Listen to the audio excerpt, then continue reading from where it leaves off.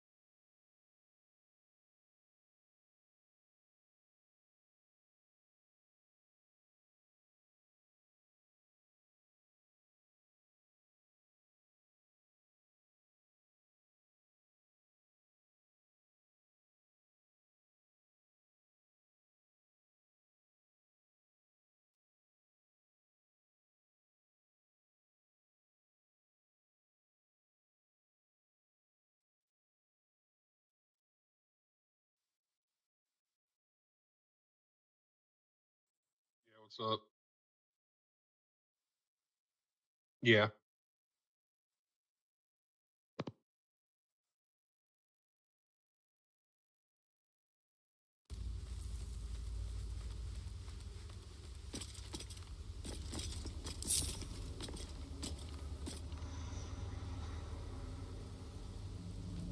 Oh, damn.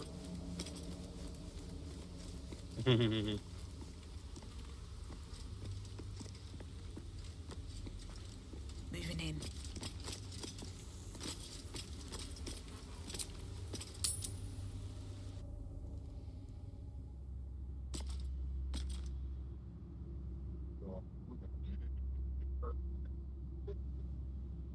Where were we going to the Selena thing or whatever it's called, right?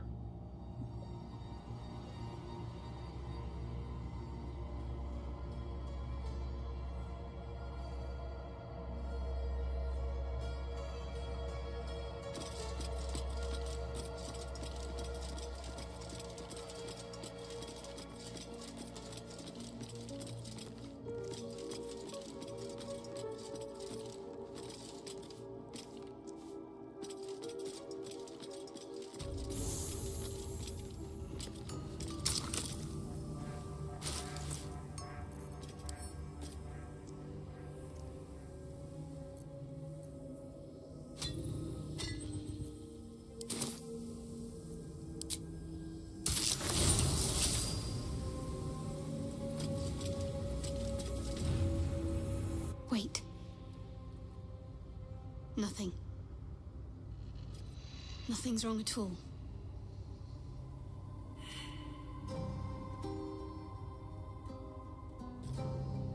It's fine. But we're on the right path. I'm right where I need to be. Under Lady Shah's gaze. I can hear an echo coming through your, I think, computer or something. Yeah.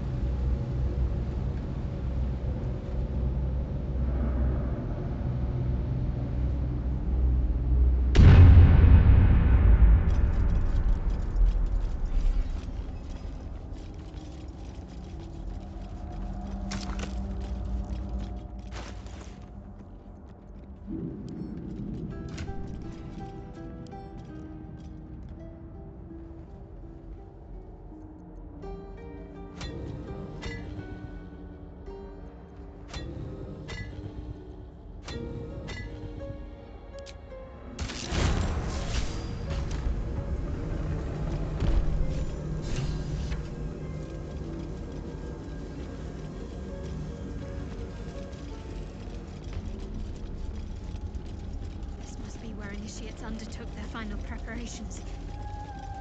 The end is near.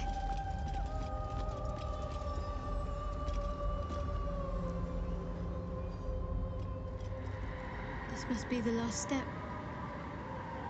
I need to pray.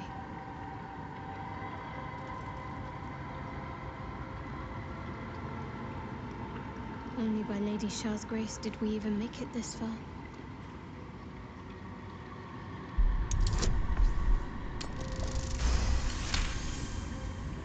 You feel your mind slip into shadow hearts. But you are not the only one present.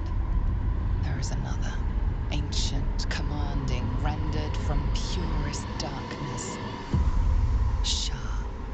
Take my spear, step forward, and strike down the Selûnite.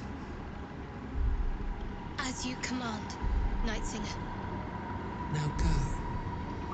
Warm my blade with moon-crazed blood, and be wary of your companion. He pries in your...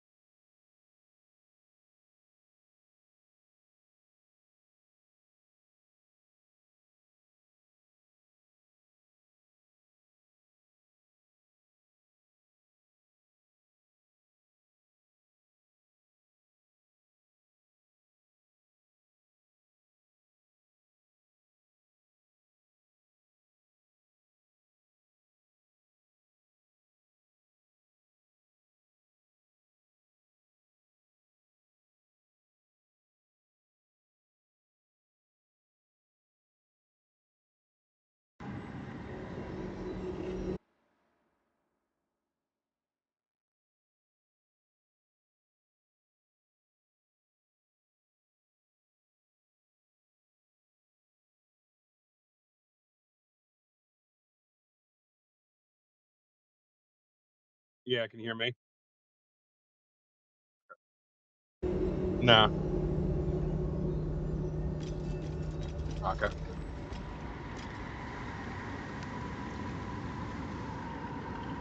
Your party is gathered. You are ready, or so you hope.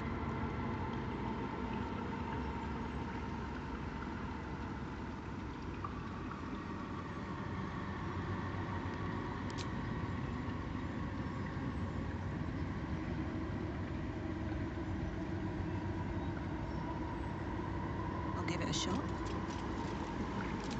Your party is gathered.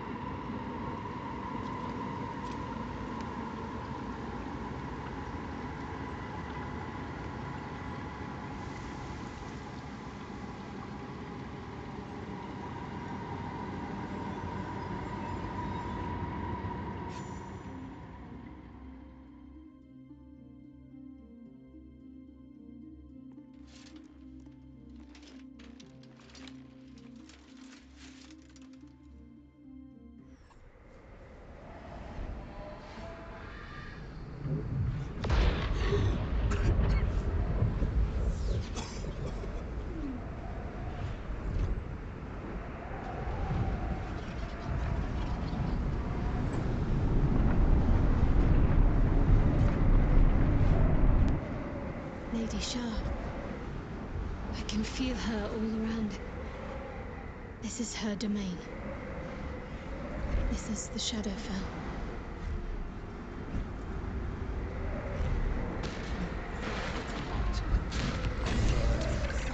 As if the softest push had sent me drifting away.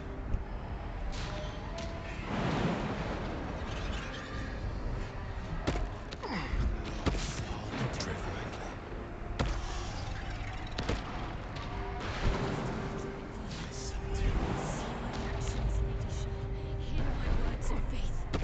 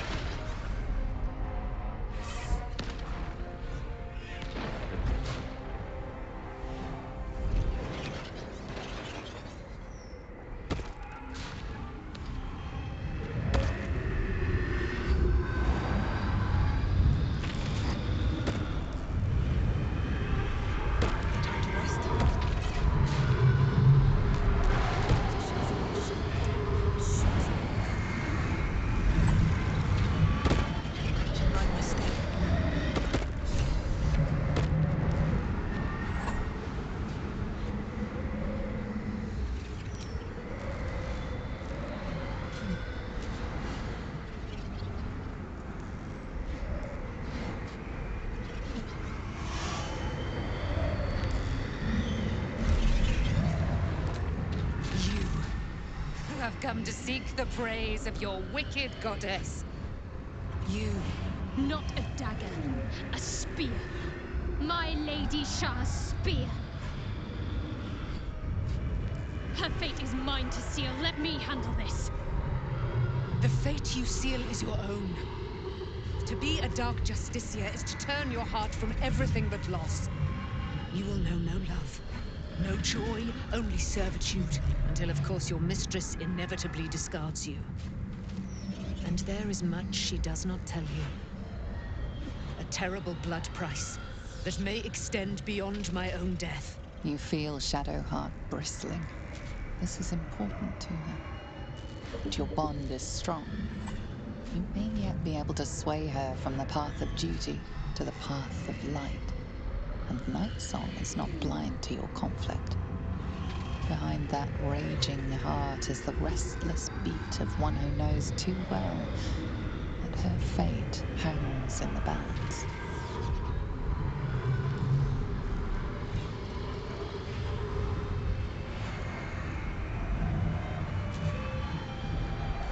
Well. What's that I sense? A spear intended for my heart? Empowered by your goddess, I. Empowered to kill the child of a god. Do you know what I am, little assassin? For I know you. A lost child. Frightened by wolves in the dark. What did you say? Much has been promised to you, hasn't it? But what has been taken from you? What do you know of your own heart? Your own life? I sense more in you than you know. Whatever you think you know of me won't matter once I become who I'm meant to be.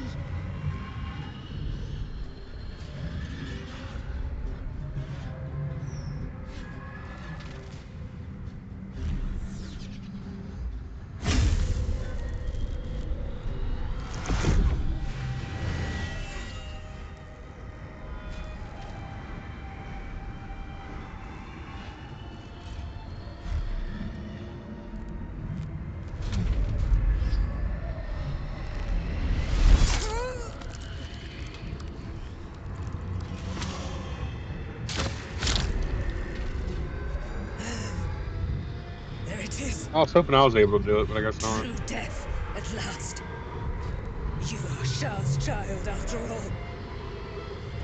And I am. It is done. You have proven yourself. You have answered my highest calling. My chosen. My warrior. My Dark Justicia. No more hiding. Let me show you. Let all see how you have served me, Shadowheart, and how you have been rewarded. Your pain is now your power. Wield it true.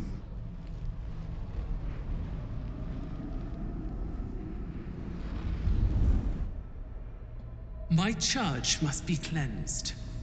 You shall be my instrument in ridding it of the impure. Then you shall take up the mantle as its new leader. First, hunt down the traitor, Ketheric Thorm. He shunned my embrace. He let my armies be slaughtered. He used my domain to safeguard his wretched life. But now, without the Nightsong, he is vulnerable. End him. In my name, Shadowheart. Let him see you. Yeah, there should have been a route where you just like before you shut his eyes forever. join all three of them. Baldur's Gate awaits. Your holy work will continue there, where you first learned of my embrace. Yeah. Take up my spear again and go forth. Let the cleansing begin.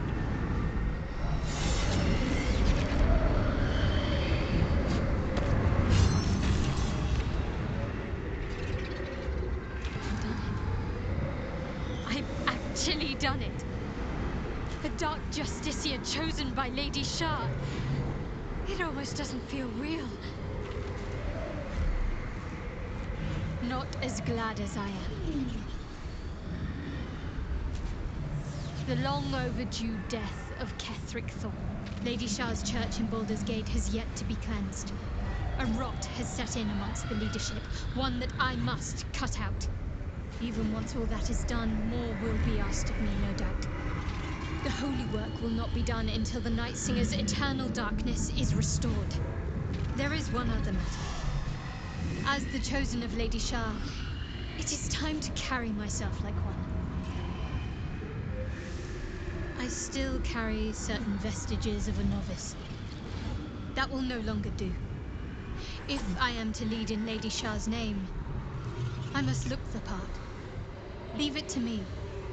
You'll see exactly what I mean soon enough.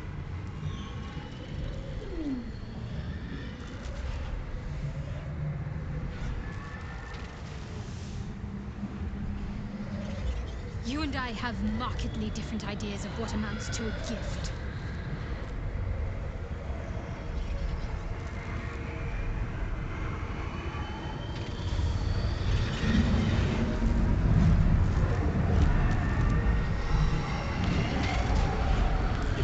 Yeah.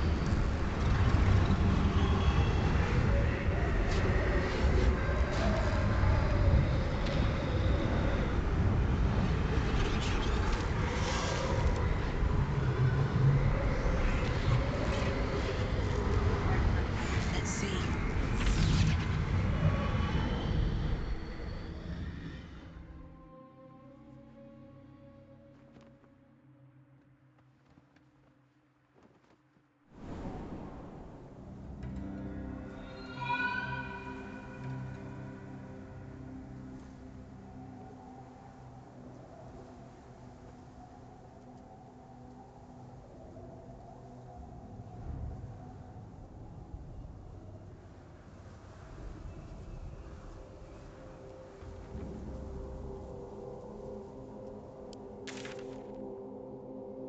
Yeah, we can. The one that plays hide and seek with us.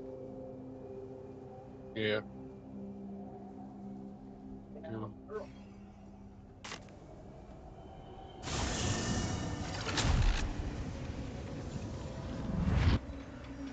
What do you mean? Yeah. Then how you know how you normally spell it? Oh.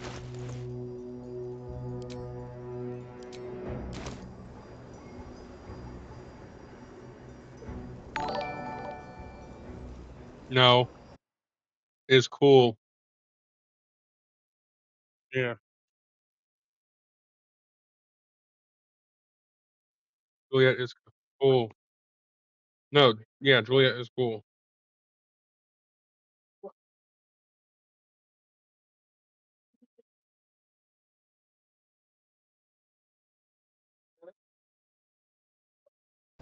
Oh.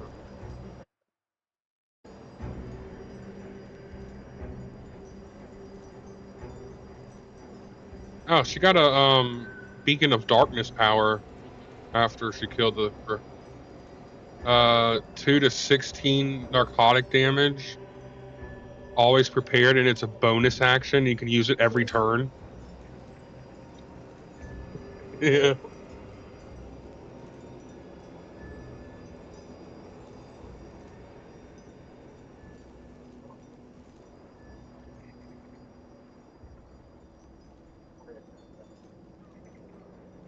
Looks like I remember where it's at.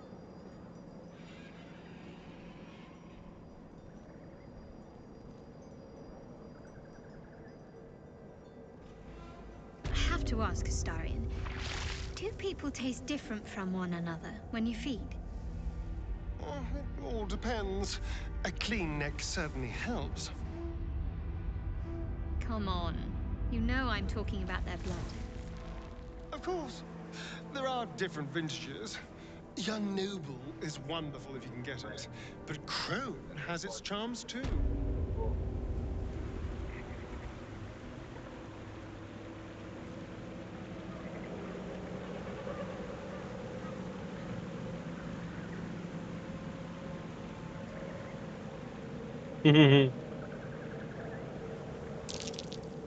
might be worth Yeah, right.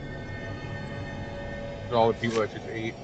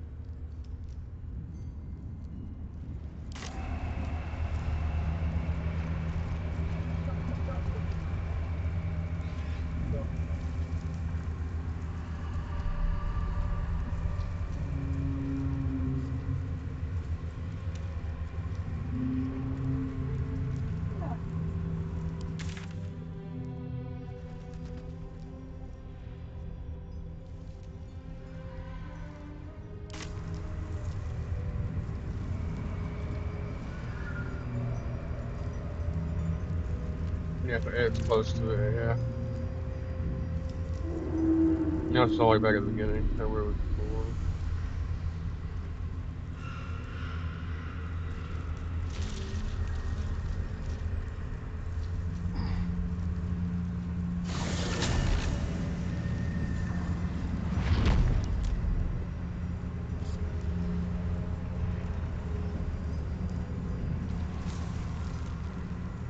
She was no fun. All I wanted was to play.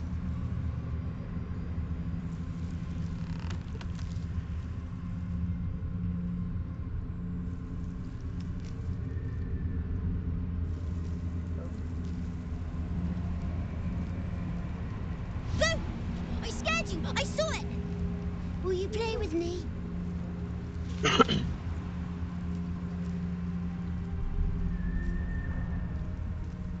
Killed. Nobody dies around here, silly. Not like that. Play with me, and you'll see for yourself. Make time. I want to play. Or else...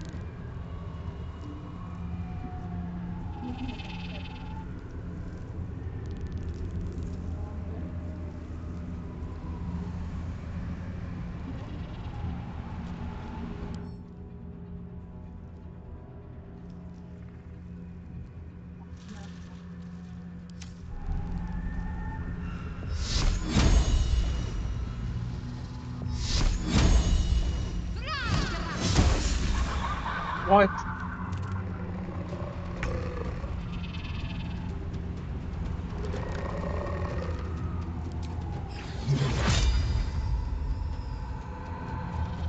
Best be on my way.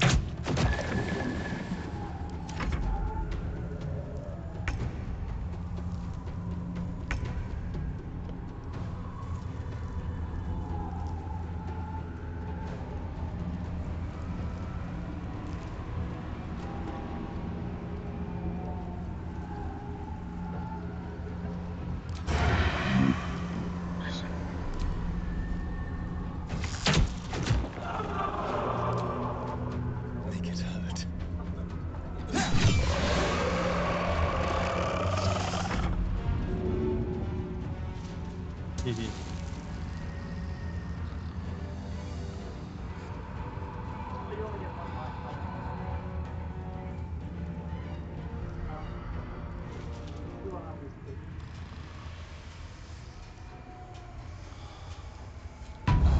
That's cool.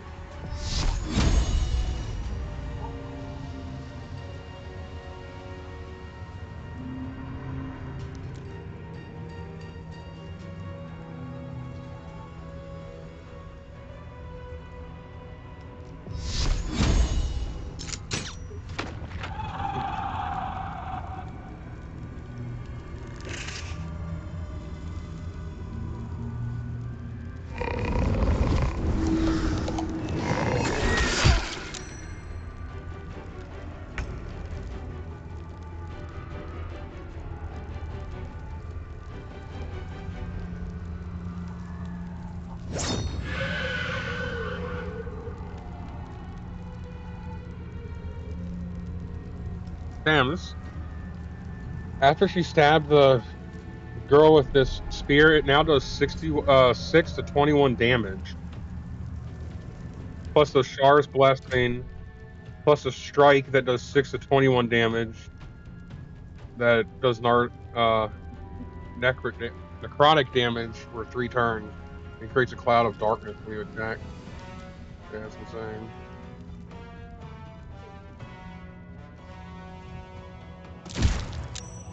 Pretty much, sure, yeah.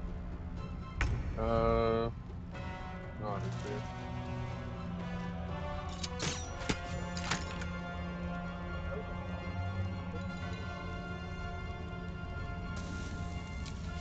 Yeah.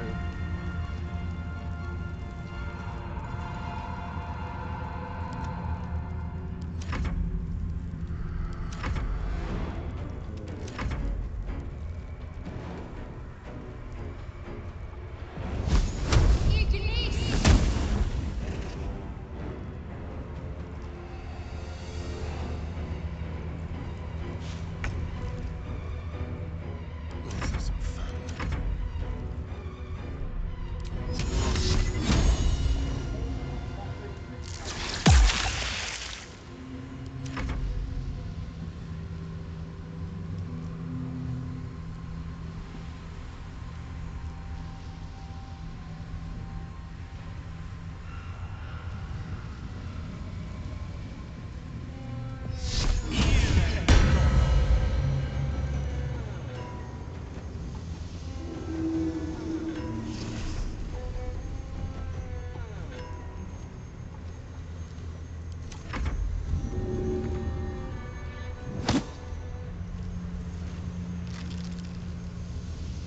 Let's spill some blood.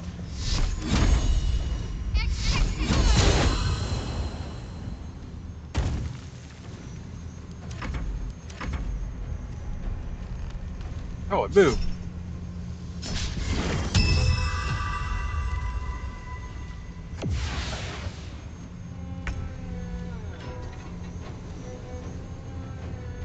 These boots have seen everything. Let's have some courage.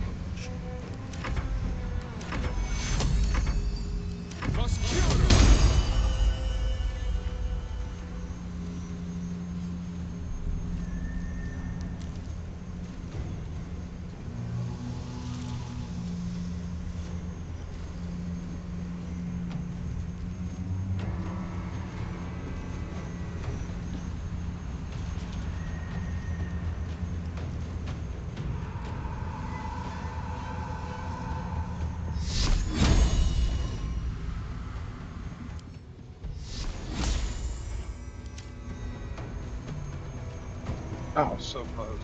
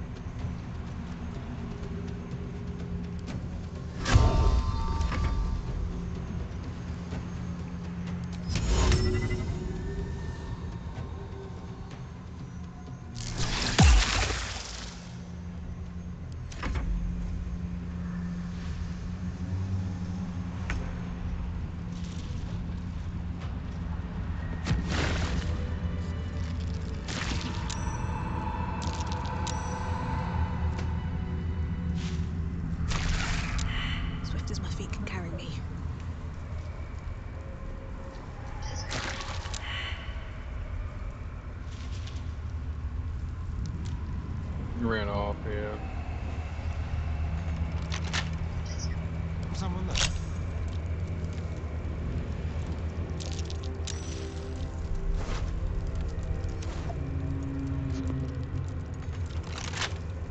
Step lightly.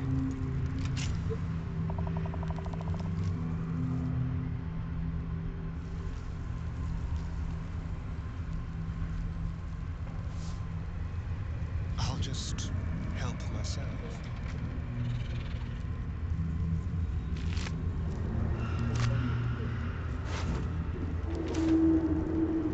Well, hello.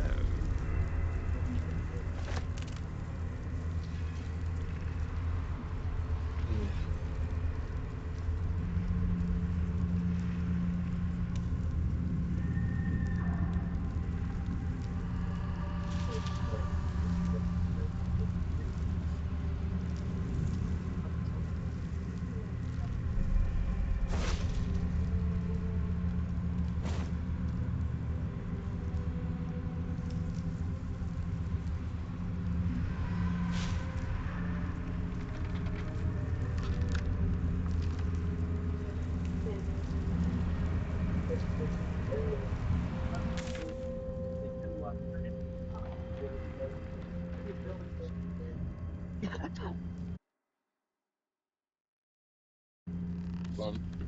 I can check. Give me a second.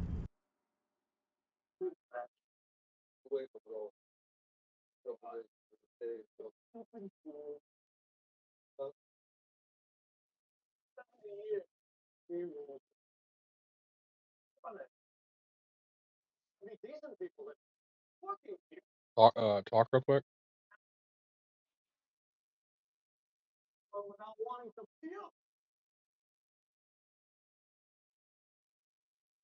Yeah, you're muted.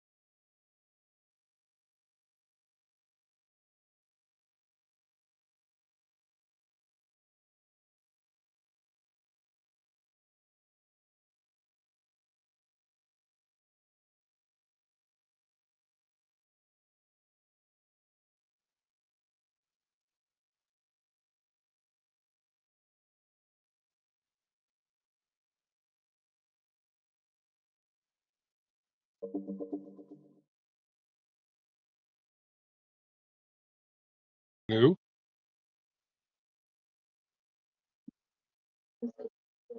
Yeah, I can hear myself on your stream, but I can't hear you.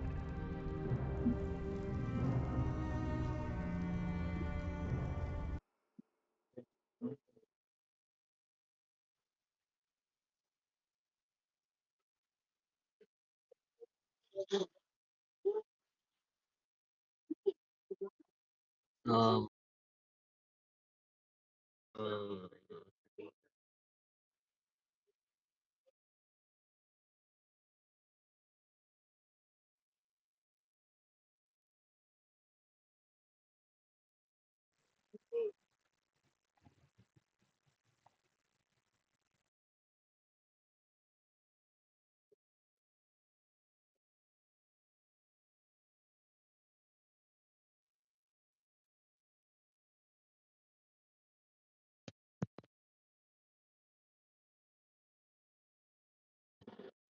Default.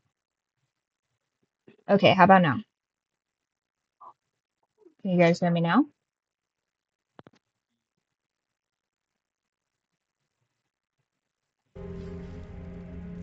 Ah, perfect. Perfect, perfect. Finally. Cryptid, can I hear you still? Can I still hear Cryptid?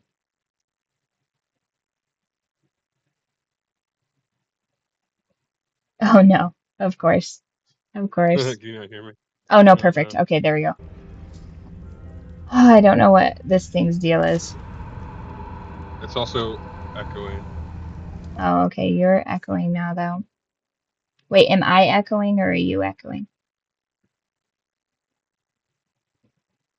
Where is the echo? What is the echo of? Might be good now. Hold on. I guess you can't hear an echo if I'm not yapping. It's good. It's fine now. Okay, perfect. Oh yeah, I don't know what the I always here's the thing with OBS. It'll be working for like a good while and then it won't. Wait. I lied. It's echoing again. What is It's like a echoing? couple seconds delayed. Couple seconds delayed. Do you have your Twitch like brought up in one of the browsers where it could be playing through? Oh God, of course I do. All right, 1 second.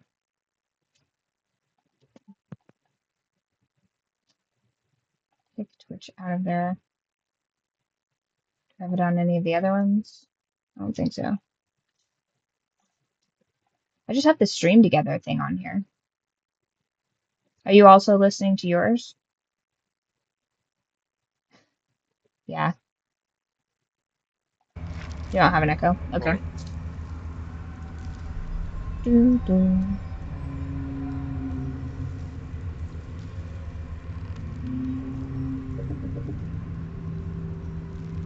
Yeah, I put all my stats in animal handling and like 0 in tech. You weren't here the other day. Did you hear that it took me an hour to get Mr. Kitty out of a tree because he was trying to get a screech out, which they're these little tiny Oh my adorable god. owls. They're so cute. But this screech owl was looking at me like, "Yo, get your boy." And I was like, "Okay, fair enough. My bad, my bad." And hubby like shucked up the tree and it was he was like nearly in the splits. It was crazy. And then I was like, oh, because like our whole relationship is predicated on the fact that I'm like really good at climbing trees. And then he was like, oh yeah, no problem, I'm just gonna shuck up this tree. And I'm like, is the entire last 7 years of our relationship a lie? Like I'm good at climbing trees. I have the kids got me a like cat marsupial pouch a couple years ago for Christmas, and of course, in redneck fashion, I like cut the sleeves off because it's easier to layer in the winter because it gets quite cold up here. And so usually I'm wearing that, and then I like shuck up the tree, and then I put the cat in the sack, and I like, button that closed, and then I shuck down the tree like a monkey. But I just went out there in my slippers and I was like, I'll do it. And he's like, no, you'll get hurt. And so he like shucks up the tree. And I'm like, have you been able to do this whole time? It's like finding out somebody you're dating speaks a different language and you're just like, what is this? Who are you? But then we got the cat out of the tree and he was of course super bummed and like not happy. Yeah. And luckily his tail is all healed. He's just missing like a little bit of fur on there, so he looks kind of scraggly. So we've been just calling him Scraggles the past couple of days. So he has a new nickname. He has like 12 nicknames now. So I'm gonna just constantly confuse the Discord, and they're gonna just think that I have 100 cats by the end of all this. We're gonna have to keep a list of all of the crazy cat names, and then if I do foster kittens, we'll just like rehash, and then we'll make canon some of the names.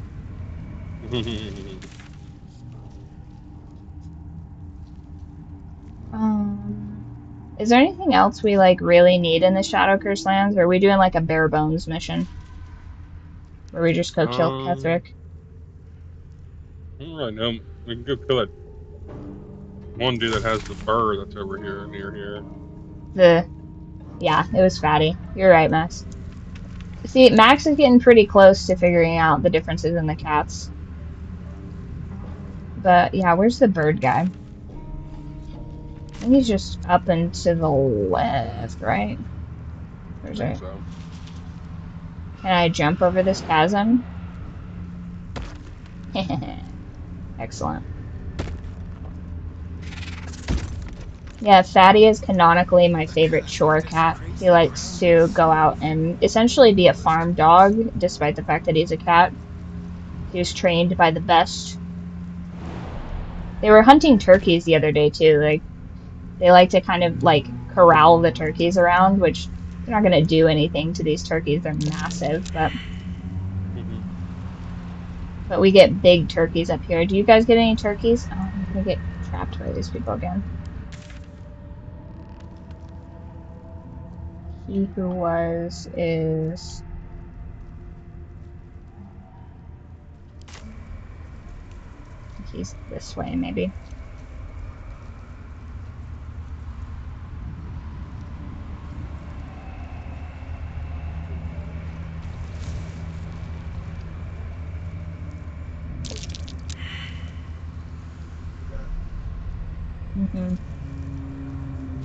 Oh, I think I was talking about it a little bit last stream, but I went to the worst comedy show I think I've ever seen. It was so comically bad that honestly, I think they would have done better if they would have like marketed it as an escape room, because I was like white knuckling it to stay in my seat. It was bad. And this one guy's like, "Have you ever been chased by a turkey?" Like, this is his joke that goes nowhere. And I'm like, yes, I have been chased by a turkey. But I'm like, this is going nowhere. One of the first times I was chased by a turkey, I was going to pick up my husband's barbecue order at Dickie's, and I drive by and there's this like, I don't know, it's like, the concept of it is it's like a custom soda shop or something. I really don't understand the appeal of it. And I get up there and they're like, "Kevin, get out of here." And someone's just like screaming at their top of the lungs at this Kevin, whatever. And I'm just like, oh, okay. You know, there must be like, you know, a vagrant here or something. Like, times are changing. I come out like laden with all this barbecue, which by the way, I'm super duper craving. I need to get my barbecue fix very, very soon. And I turn around and there's this gigantic turkey picking the bugs off of cars. And I'm like, and this turkey looks up because it can smell that I have like 15 pounds of meat. And I'm like, oh God, no. And it turns out that they've nicknamed this pestilent turkey Kevin. And he comes and harasses people because he knows that they leave this place with treats. And so you get to circle around your car while you're trying to combat a wild bird. Which I honestly think is kind of a feature. Like, you feel like you've earned it. You get a little bit more of that hunter-gatherer. A fair point. Perhaps this one could assist us. Oh, nice. The murdered lie silent. The raven asks, "Forgive me. It has been some time since I spoke to another." What is it trying to censor you for? This woman tended a bar where she took her patrons, her friends. Oh, it's censoring a couple of Yule's words. Secrets were safe with her. Yet she turned their words Twitch into ad-libs. knives and stabbed them in the back. Well, that's weird because the words should be similar. Of her. And that's to this weird. Day, her victims lie What's bad about Sim? Is that some sort of new slang thing I'm too old to understand? You see it as I do. I see this guy is so fine. He has no right to be this attractive. Written in her own hand. Through it, I can summon her spirit and force her to face trial for her crimes. Oh. I see. Your mind swoons with possibilities. I have a fondness for looking up European animals. I think North America has the largest herbivores. I want to say it's either the American bison or the moose. Will you take it? I have to look back at all my animal facts. A pity. I thought I sensed the spark of heroes in you.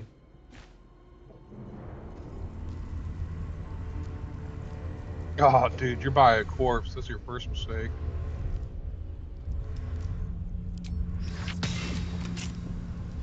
Oh, I thought I was going to get locked into this chest again. Astarion is now canonically getting just glitched on chests. And now you have one. Red deer are cute. Have you ever seen those deer with like the huge noses? Like they've got a big like nose hole. I want to say it's, and they like rub sticks on them for like zoo animals for enrichment because they're smelly.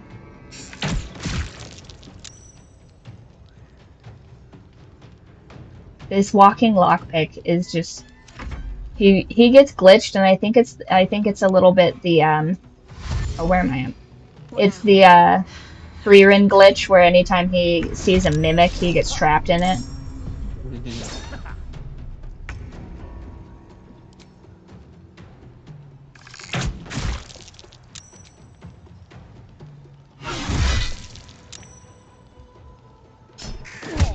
Oh, I forgot. We also have to attack this bird.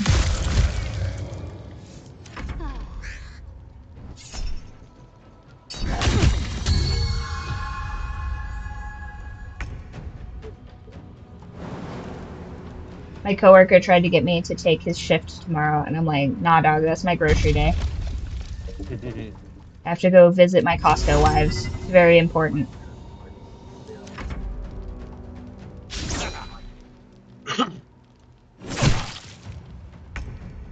You hit me once out of all those 4 times. Okay, you're getting...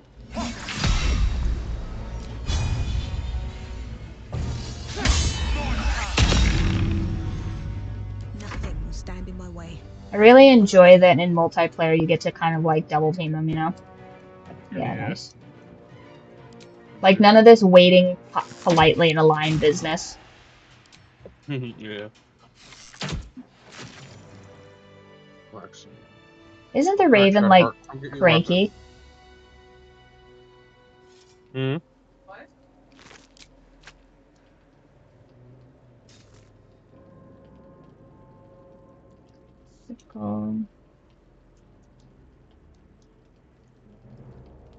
Wish I had a bag of holding.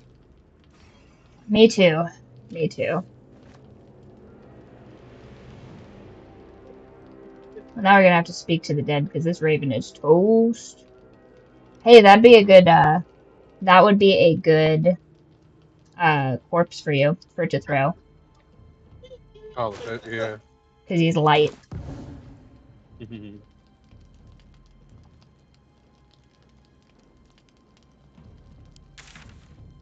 Okay, now we murder Ketherick. Well, I wanna get that ring out of that house.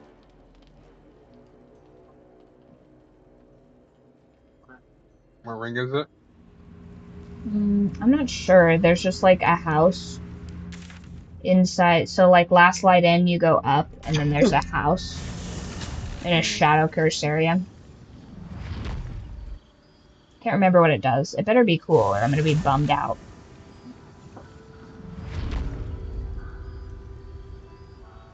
I still need to go shopping tomorrow to go to that wedding. It's in North Idaho, and so it's going to be cold, so it's like classy mountain wear.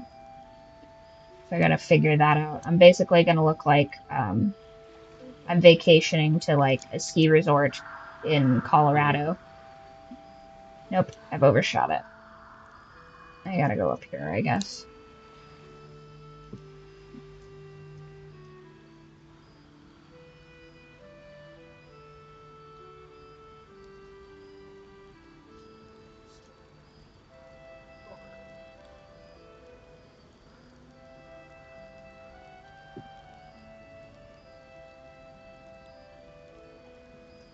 Again? Did we restart the Wordle streak again? I can't handle any more Wordle streak resets. No, spider! No! Oh. Sacrificial spider or no? Victims of the shadow curse. Okay, where is They were this? afforded a burial. Oh, nice. My initial plan was to keep the Wordle going, like, in an infinite loop so that we could know the exact beginning date of the Discord, which I'm pretty sure there's a function for that, but I don't know how to find that, so I was using Wordle as, like, a way to duct tape that answer. Okay, where is this freaking... Oh, that's gonna make me annoyed. Right, yeah, we got 40, and then we got 9, and I think we're back to, what is it, 5 or 6? So frustrating. We contact Wordle Corporate, we give them a sacrificial lamb. We're like, listen, Wordle, we need this. I don't understand. There's like a house. You like crawl up some shadow vines and it punishes you. Does anybody know what I'm talking about, or am I speaking in riddles?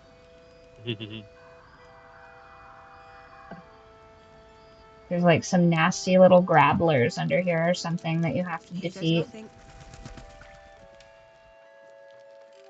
There's gotta be an easier way to get to this. We're at 8 days now, so 8 plus 9 plus 40 is where we're at. I think.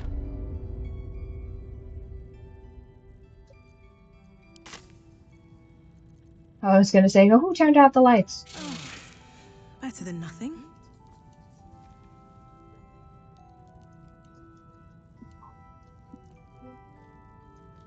What a day. Oh, for a skeleton key.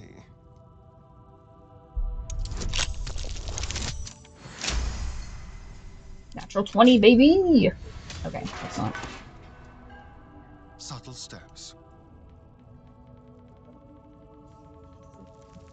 I'm going to just keep these crates for just in case. It's mine now.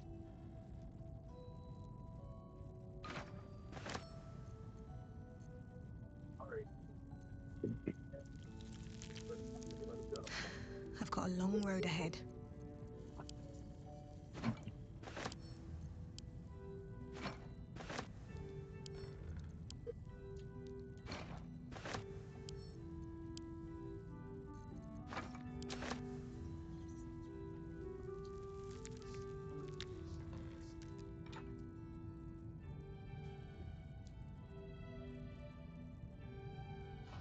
Nice.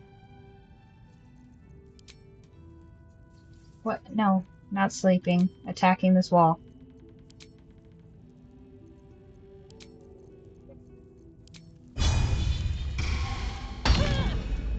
Oh, that ain't bad.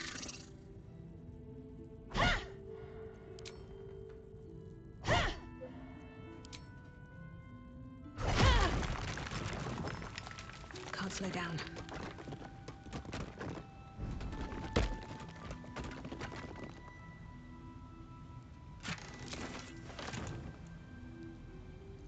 Careful, I bite. Wait.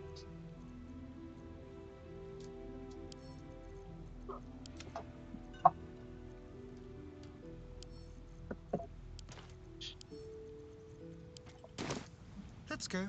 I am overladen. With pleasure.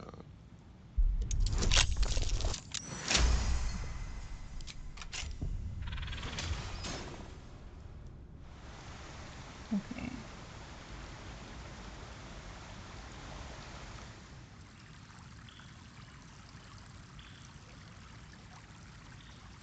Hey, you're about to cook around. I think we're in a gay club. Be careful. There are traps about.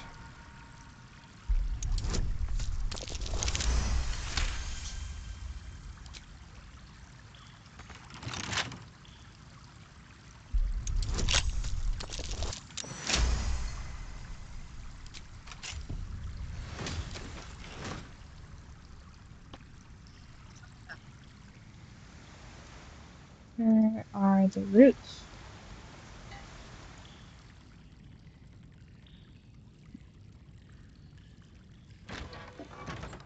Hey, soldier. Ah, there it is. Interesting.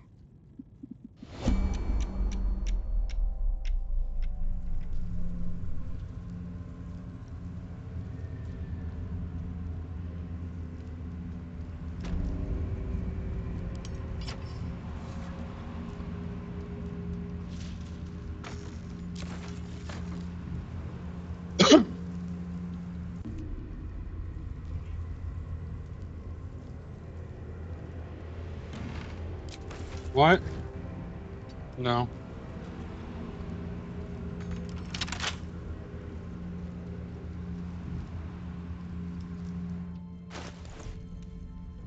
Need a potion of speed.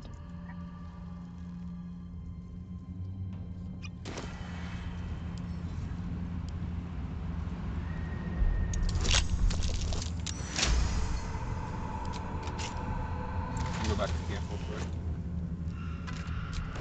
Haha, we did it. Is there anything else in here?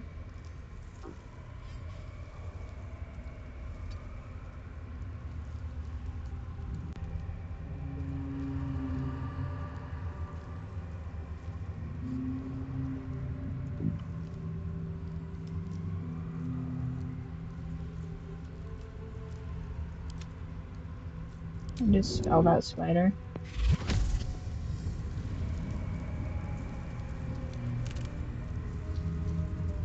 Let's get going.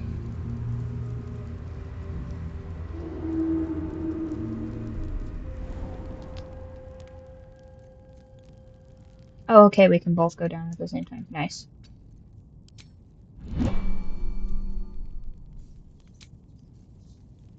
Go to camp. Perfect. Now I don't have to worry about being shadow cursed, but I did get to have that loot.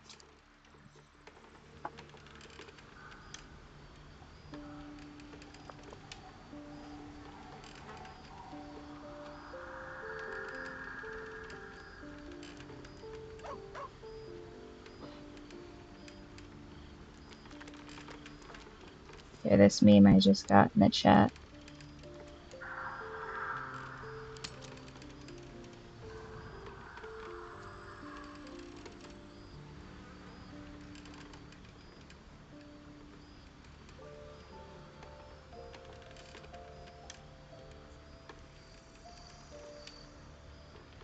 Best be on my way. Oh, for half a second I thought that was Karlach. I was like, how did we get her back?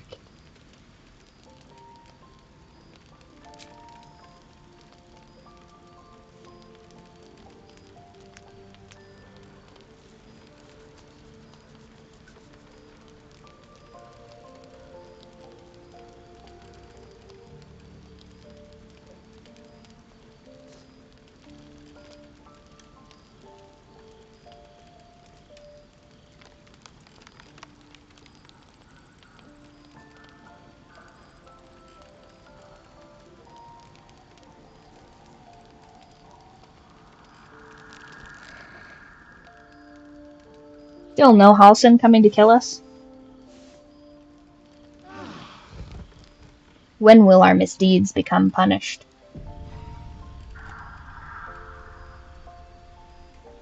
I want to have a word.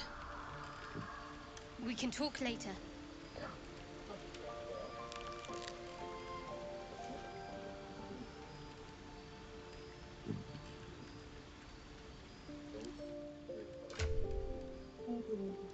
Alright, now what did I get for my little misadventure?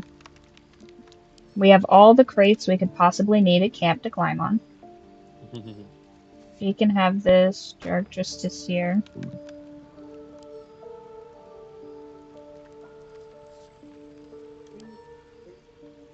You can also have that.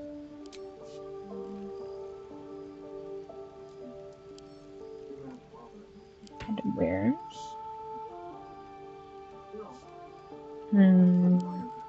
We don't have any bards, so we don't need to cast Bardic Inspiration, so I'm going to sell those boots. Huh. And where's?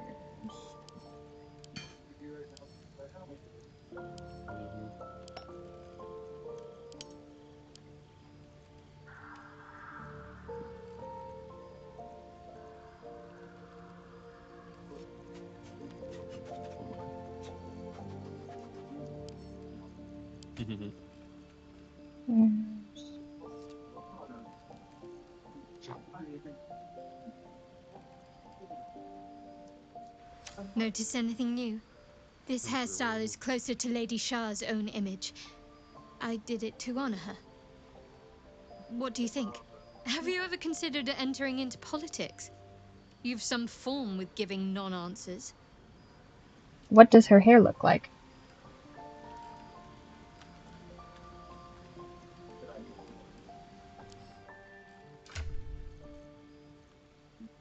looks exactly the same.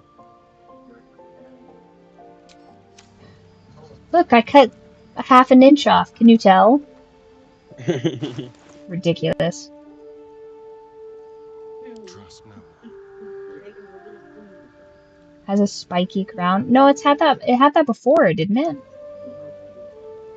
Hmm.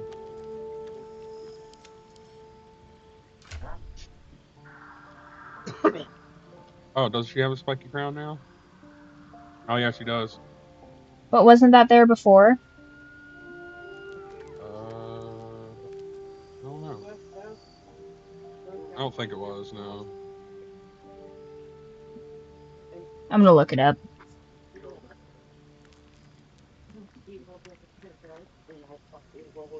Shadow heart hair images. Nope, it's the same. Uh,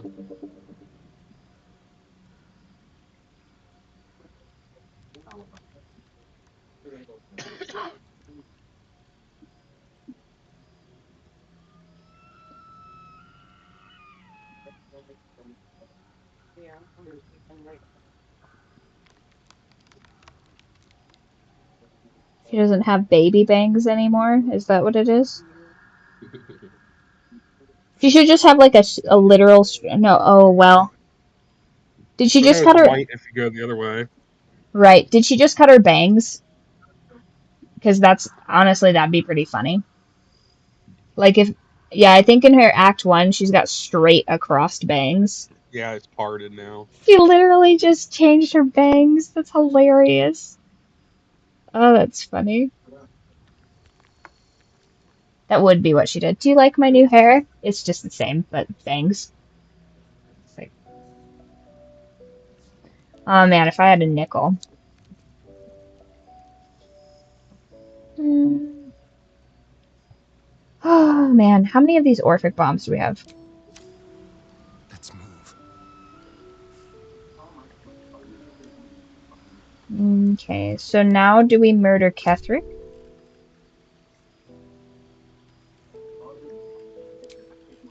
Oh, that could be his secondary weapon.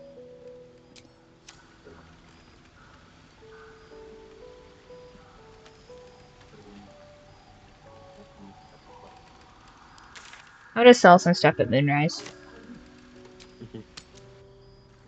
Before we just demolish it. Mm-hmm. Hmm. Moonrise.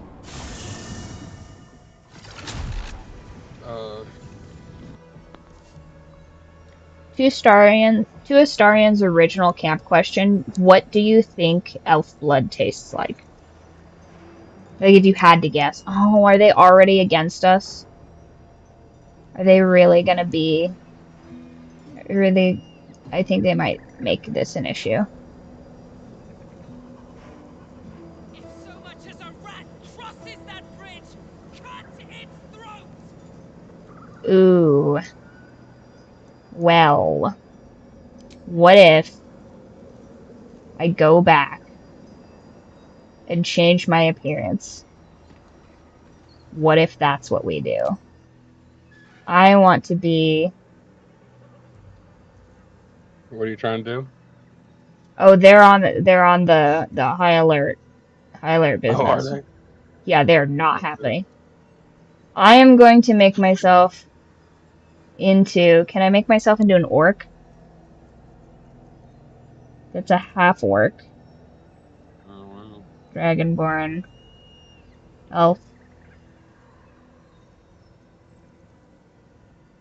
Can I bring tiefling, shadow?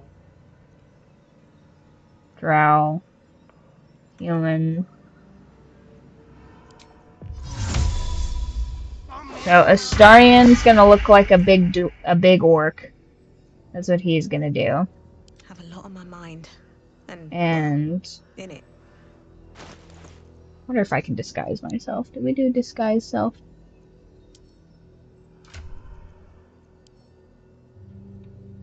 We have a scroll of seeming. I could make us all look different.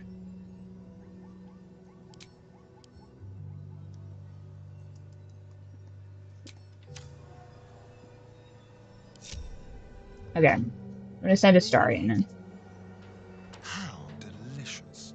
Don't linger.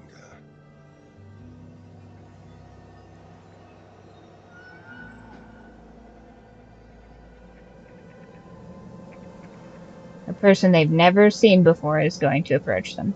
If so much as a rat crosses that bridge, cut! It was you. You destroyed the Night Song. How could you do this to us? To Ketheric? To the Absolute? You've turned your back on our chosen in the most heinous way. And our retribution will be terrible!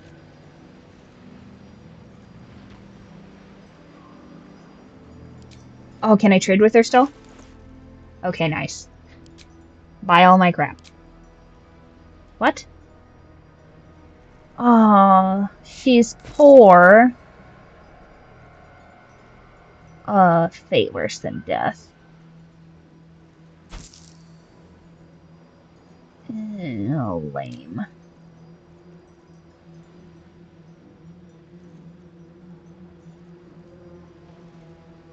What if I trade with her so good she doesn't attack us?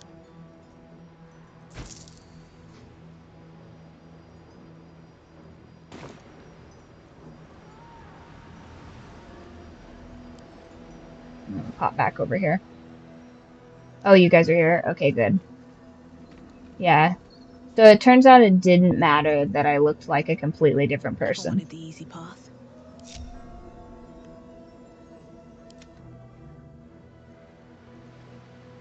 Do you want to just, like, straight up attack her? Oh, I can't Oh hear you. yeah, Like, okay. oh, there you go. I guess we just straight up attack her. So if I go Can't here, slow down.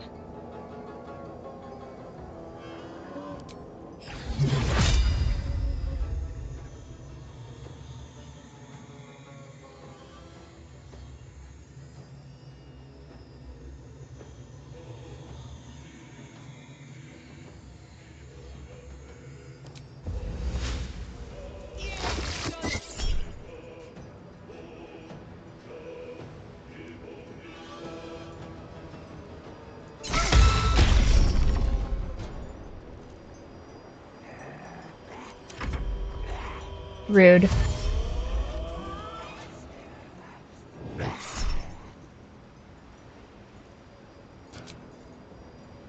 Hey, Rance.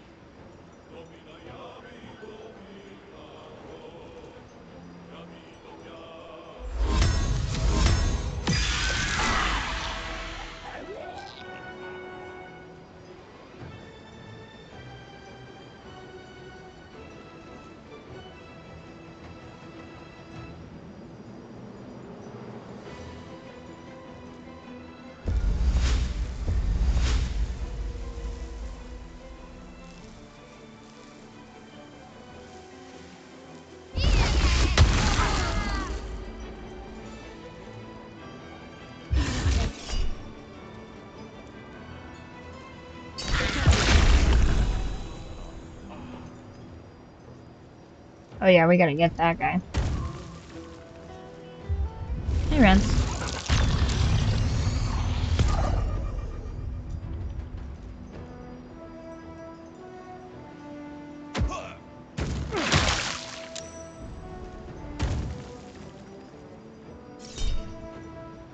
Ooh, perfect. Yo, I got just the thing for this.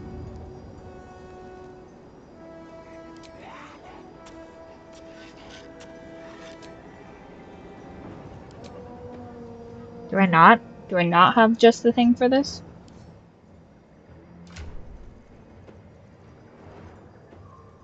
Where are my bombs?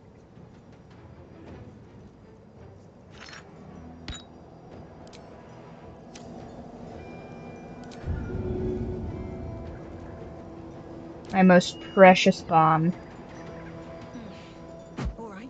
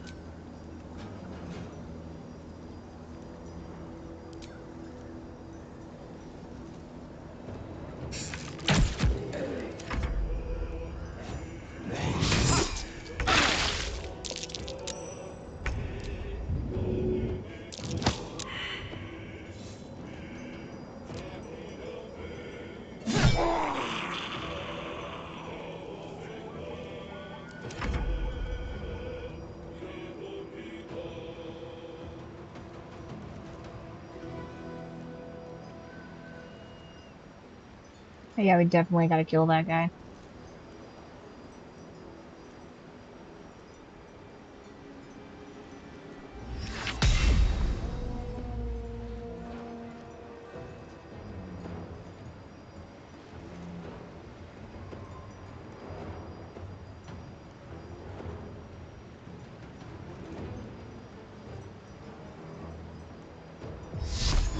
So in D&D terms, if I threw a bomb that does 20 damage at 4 people, would it divide the damage amongst them, or would they each get 20 damage?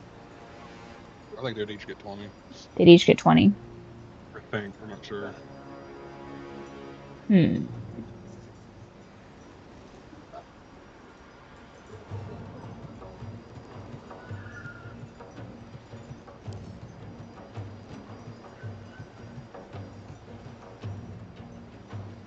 Oh yeah, she cut her bangs. You can see in the little, avatar. Got the baby bangs.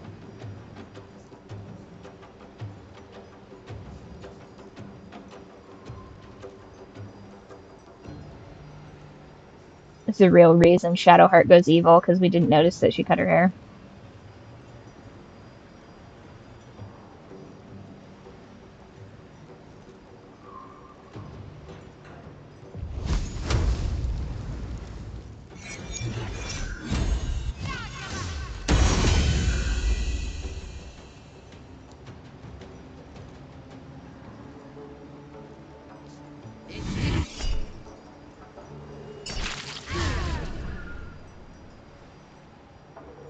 Nice.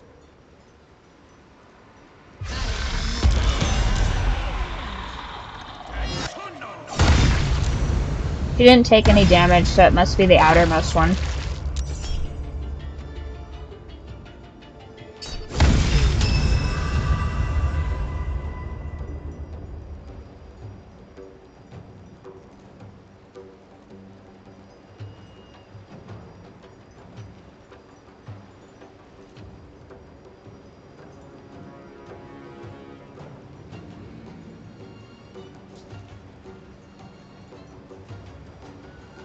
Witness to what?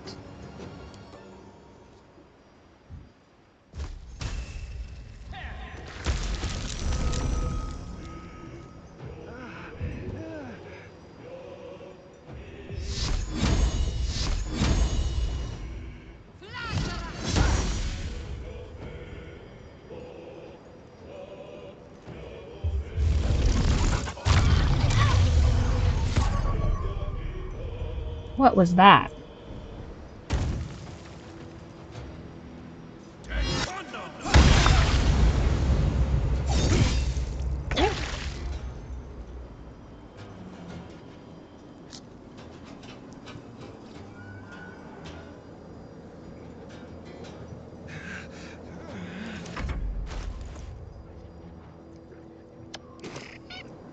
Mm-hmm.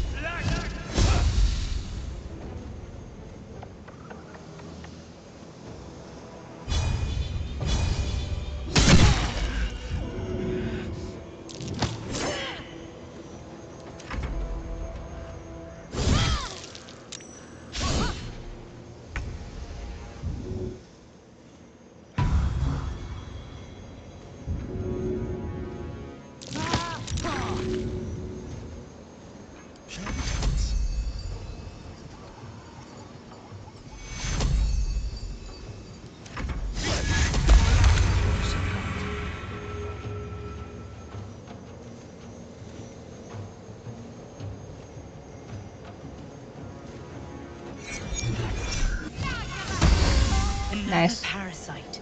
Collect it. We need to It go back might to be camp. useful. I need to get all my shit back after that. Hey, don't forget to turn off your spike growth. Another parasite. Collect it. It might be useful. Go back and long rest real quick. I need to get my spell slots back. Okay.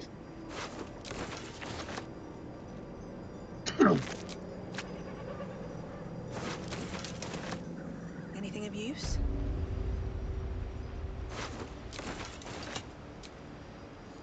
Oh, I can't go back to camp yet. One day I'll catch a break. I'm gonna walk back.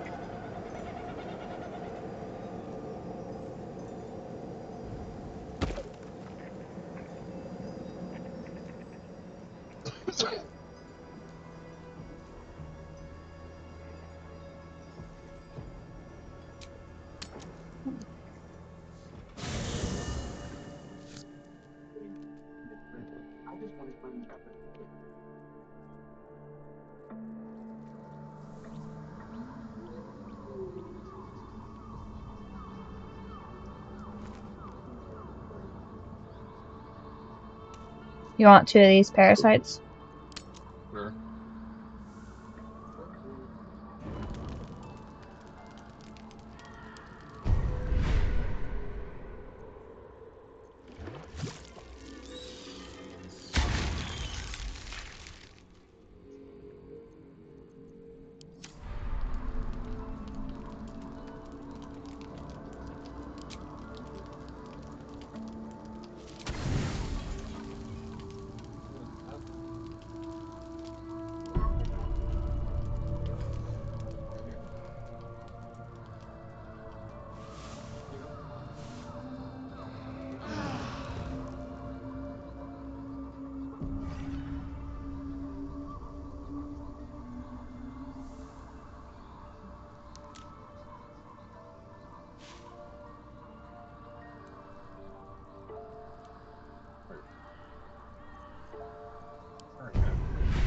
Ooh, which ones did you pick?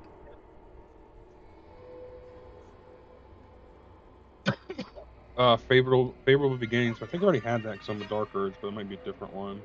Luck of the Far Realms? Oh, wait, no. Yeah, there's favorable beginnings.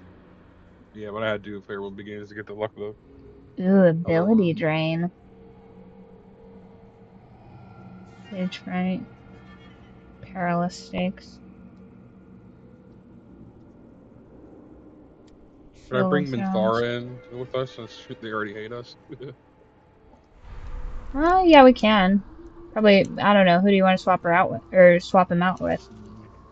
Who do you want Actually, to I'll keep swap? Shadowheart because she's a druid and I can turn her into an aminal for extra life and shit. Okay. Yeah, I don't think Astarion's super great in just a general fight. Let me put his armor back on though. He dropped his armor. Or not his armor, his weapons, but Sword of First Blood. King Under the Mountain. Am I proficient with shields? Can I use this shield? Ooh, I can use that shield. Nice. Do I have a better shield in Another camp? step forward. Very well. So, Shah's chosen walks among us. How lucky we are. Oh, darling, I'm hurt. It sounds awful. Okay. Where's Minthara?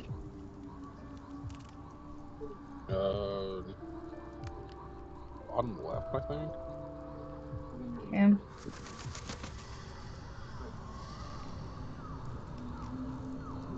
I don't know if she'll even let me speak to her. We'll see. Drow v. Drow. Despite my antipathy toward Shah and her devotees, I feel honored to fight alongside a dark justiciar. Good.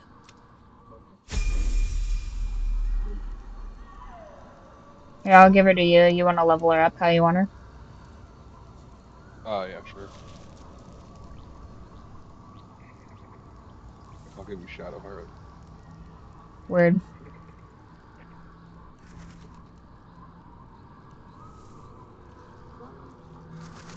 Let's see if I have a better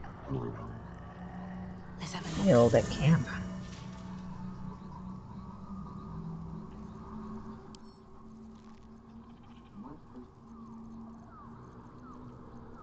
And the Githyanki have not been bothering us. Nobody's been bothering us. Yeah, right. Very suspicious.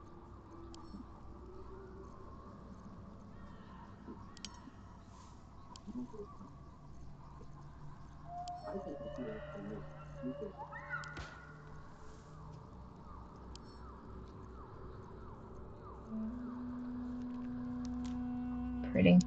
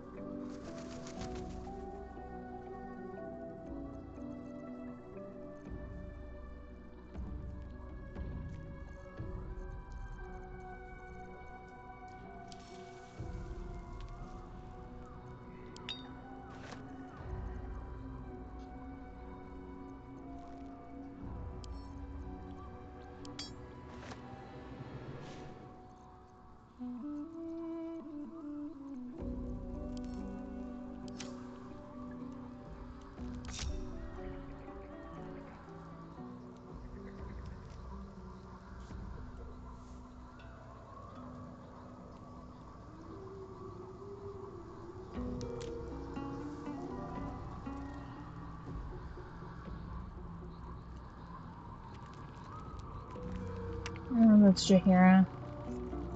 You wish to consult me?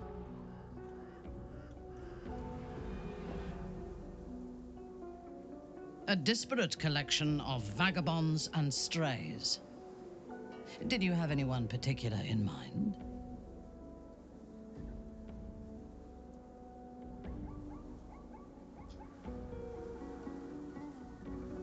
Then speak.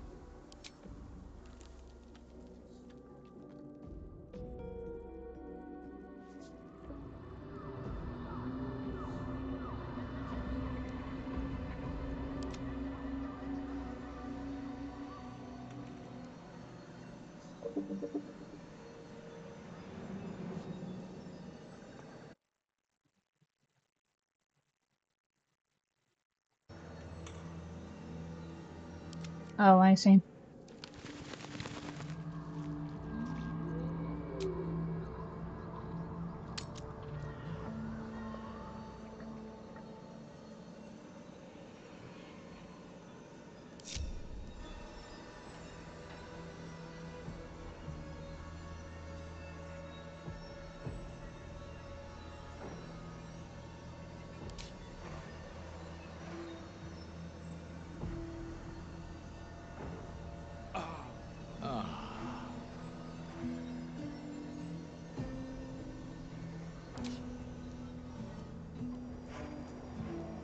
farther can I go?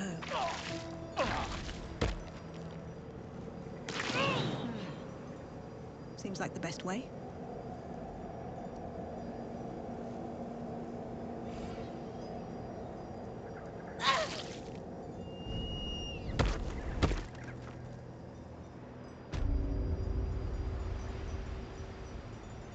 Here we go.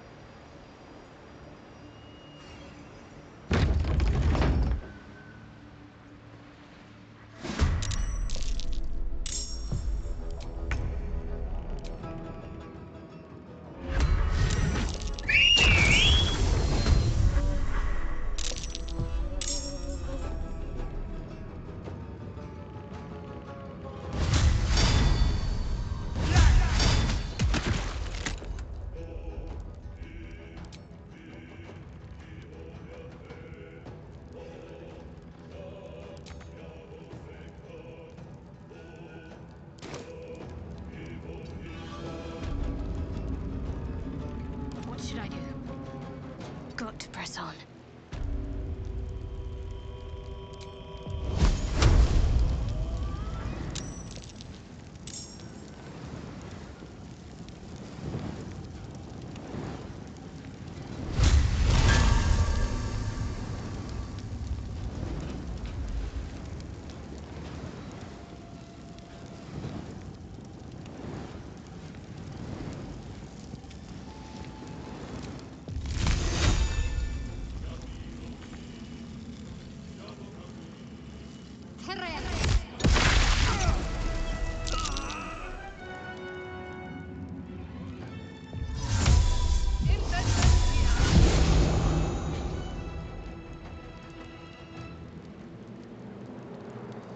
Oh, cool.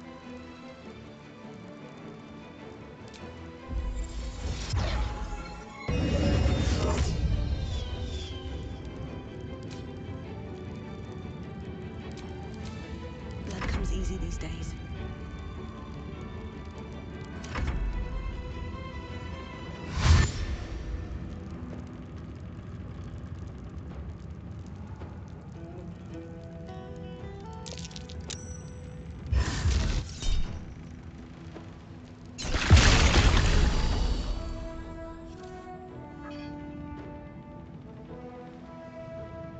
Time to put your tails to the test, warrior!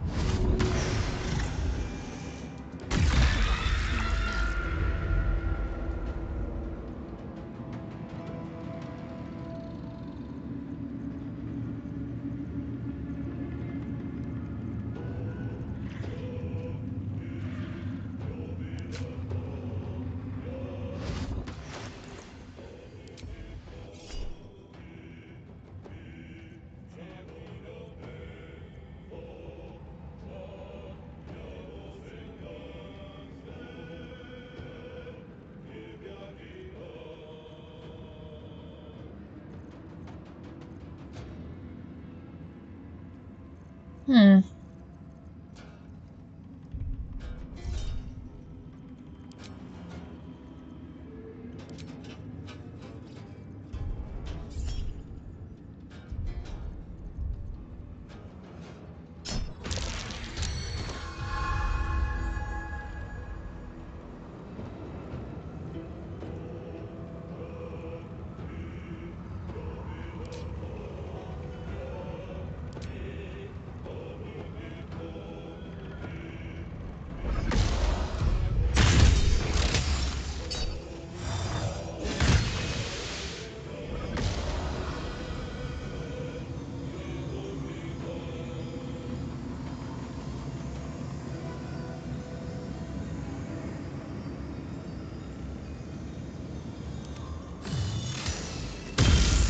Oh, a celestial bow. Okay, that makes sense.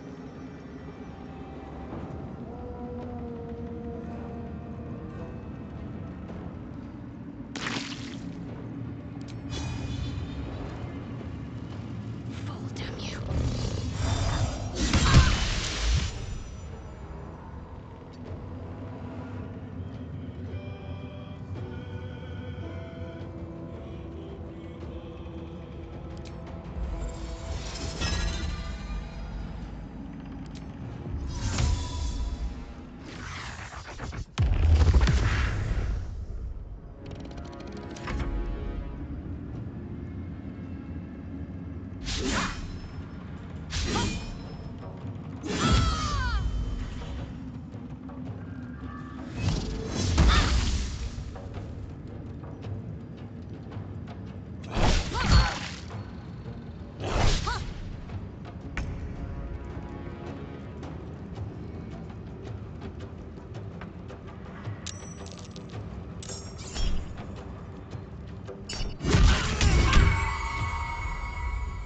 Oh, that's a crazy amount of XP.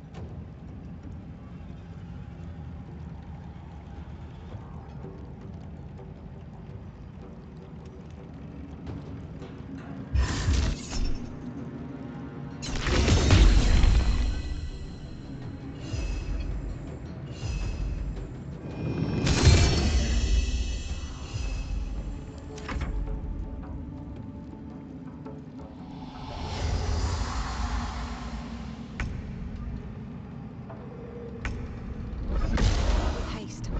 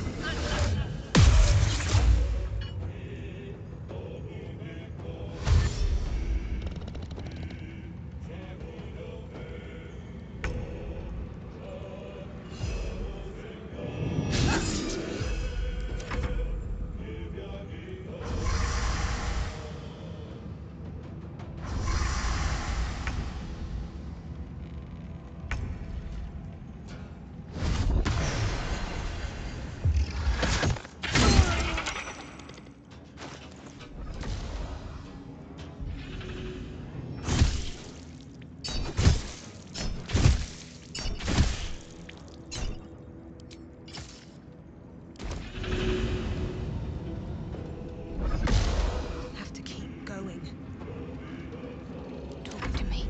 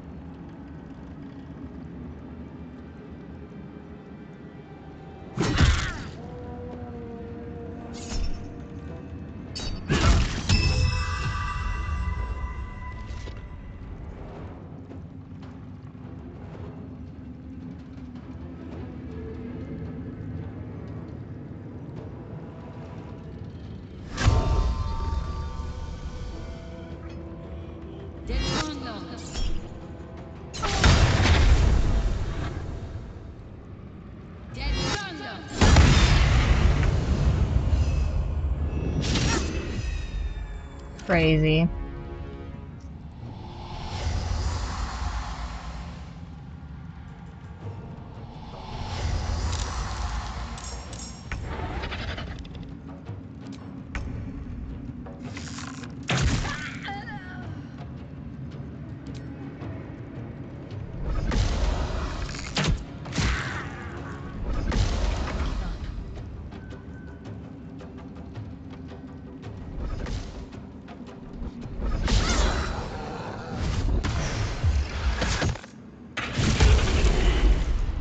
Oof.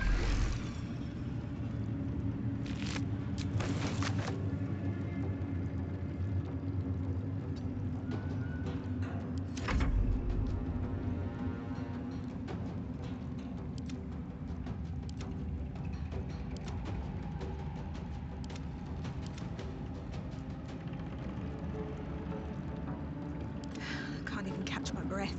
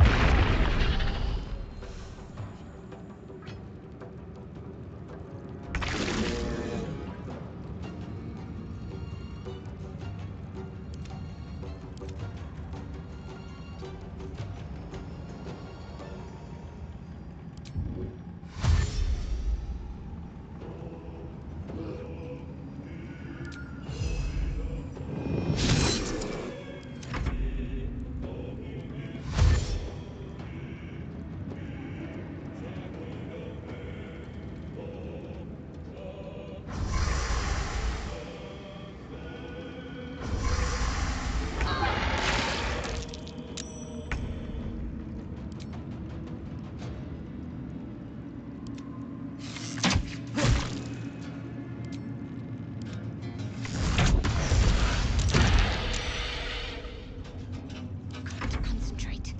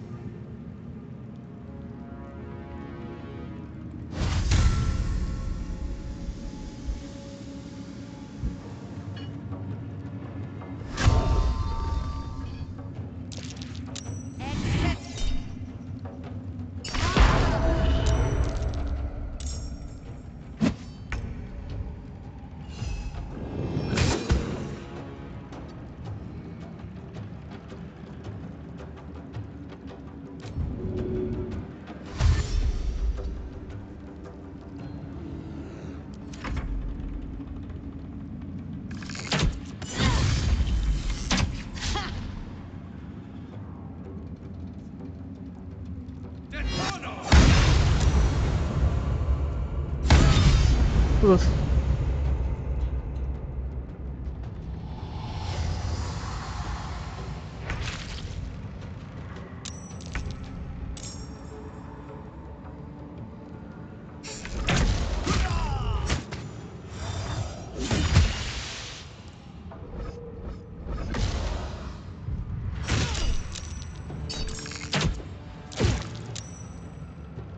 Wonder if the gods are watching me. Let's end this.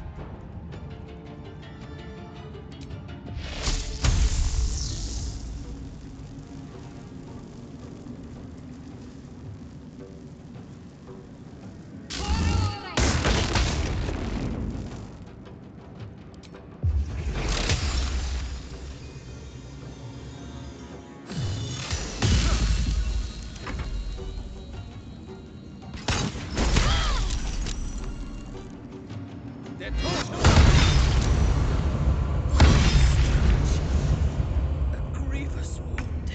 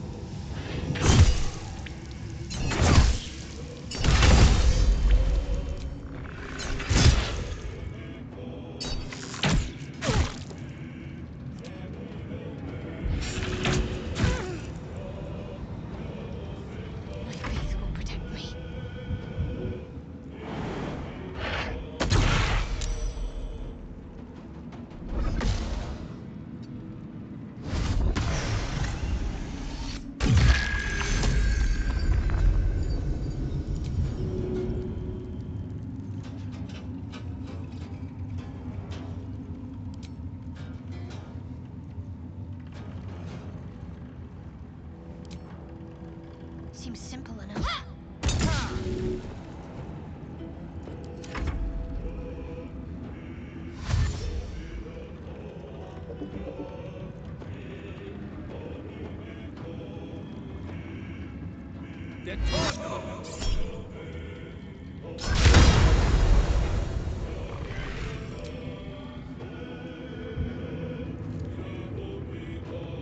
What path lies before me?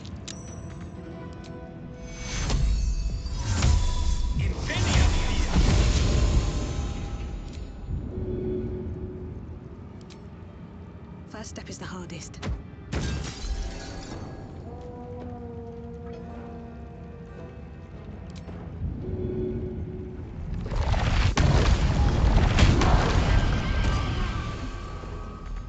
Need to stay focused.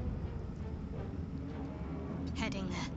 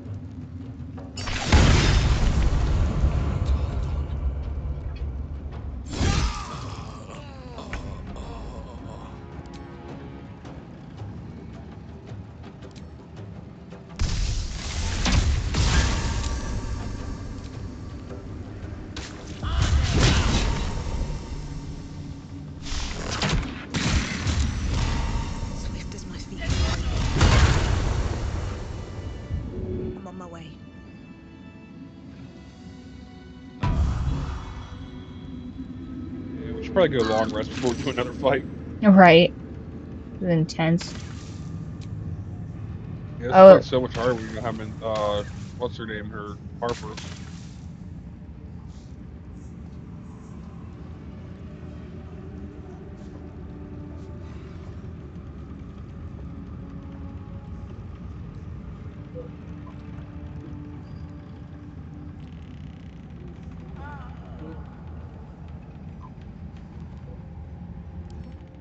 oh man, this is brutal. I wait. Oh fuck. Wow. Skill issue.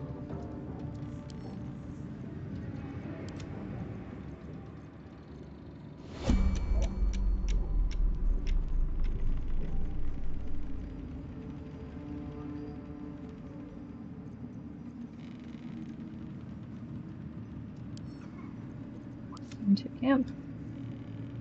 Okay.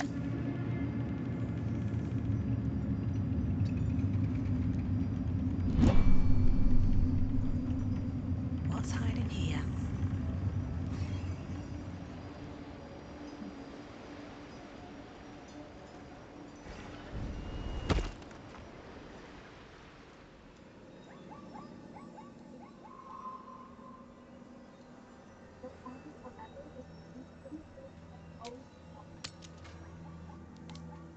Someone have two different Misty Step spells, and I don't know how. Oh, one's a necklace and one's a necklace and one is boots. Nice.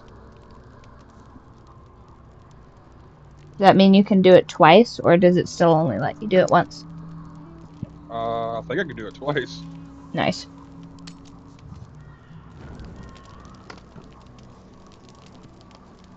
Alright, be right back. Okay.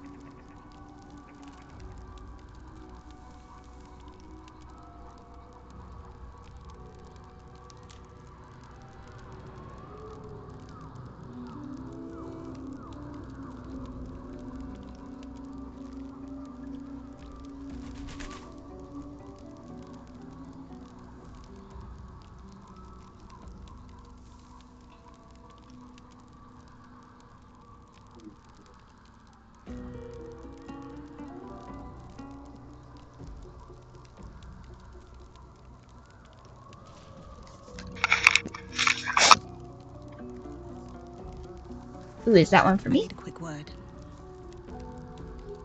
Hi. The dog Kitten, you wags just his jumped down. tail, a small bag I mean, I'll hold. clenched Yeah. between his teeth. That's fine. Oh, you want more salmon?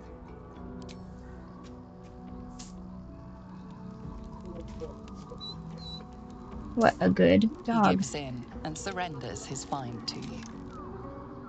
Nice, sweetheart. Want some salmon? Scratch's Yeah. tongue lolls out happily, his tail wagging even faster. Man, this game's so immersive. I get to pet a cat while I'm petting a dog. Yeah. Nice. Alright, we back at it? Yep. Here. We'll crack him open a can of tuna. Yeah, I wasn't Steve. We still have that Spectre we never used. That spectator thing.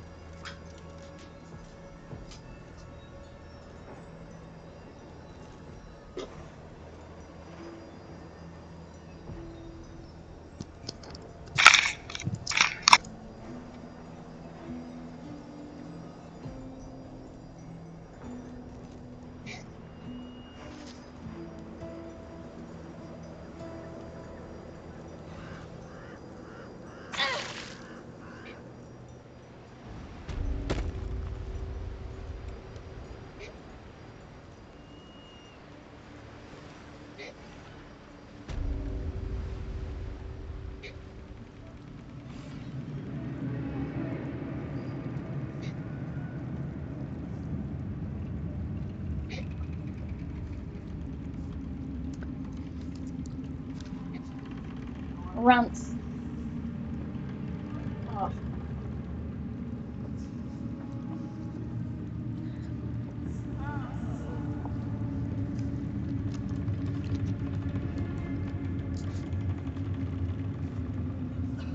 You do not need more salmon, Piglet. That's for your skinny brother.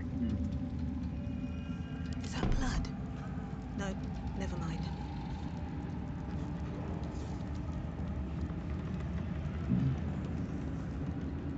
Alright, we got more people.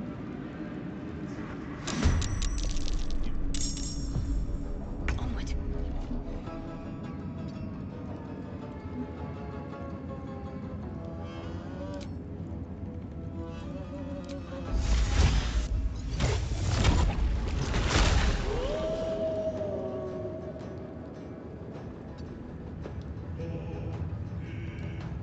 Come on. Can't stay idle.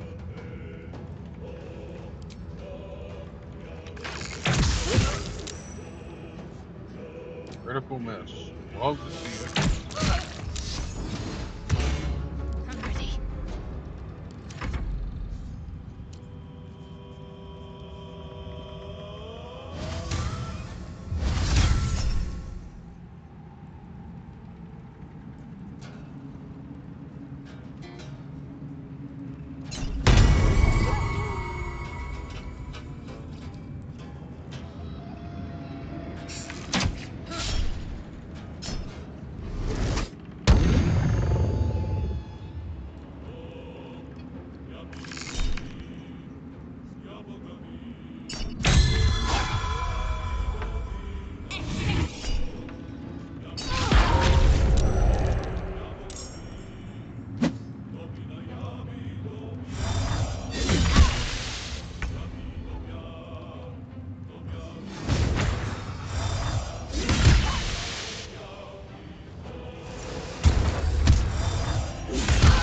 I like how the spell for silence is basically just silence in Spanish.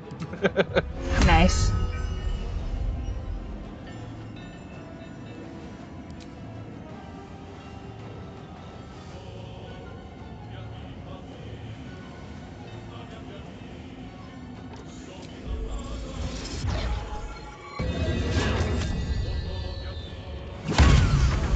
So much for peace.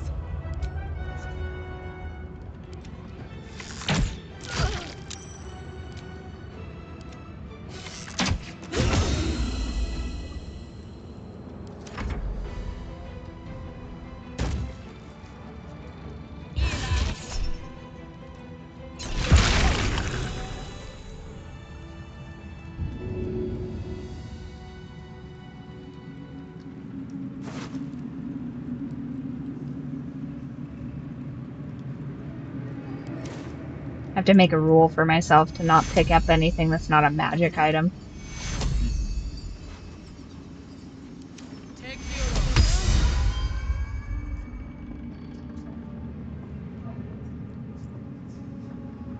Need to find a way forward.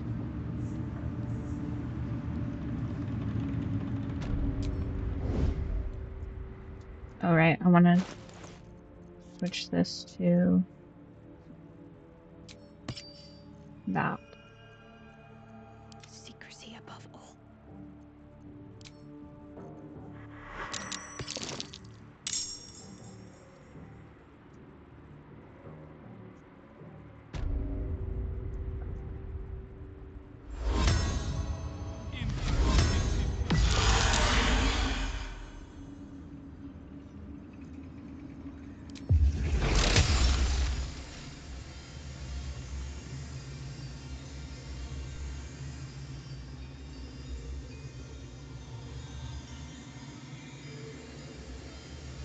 Bleed for me.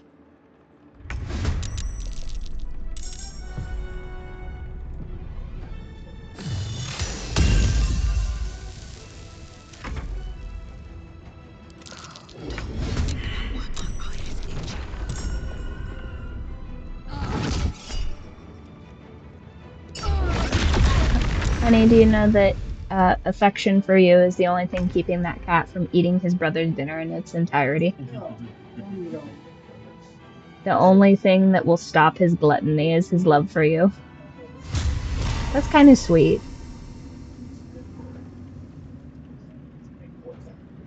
It's an AoE effect, though. If he's not here, he's absolutely eating all of that.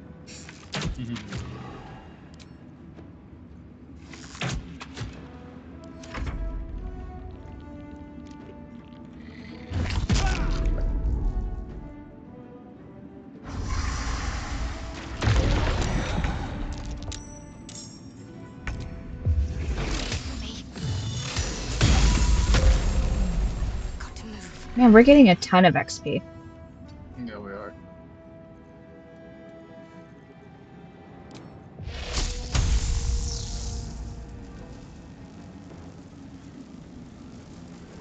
Did you already kill the priestess lady? Oh no, she's right there.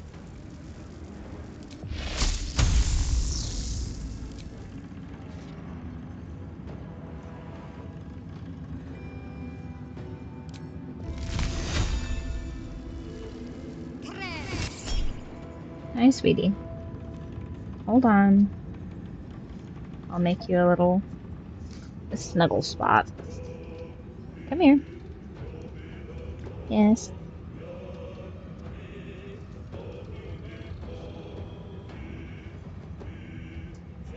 There. Yeah.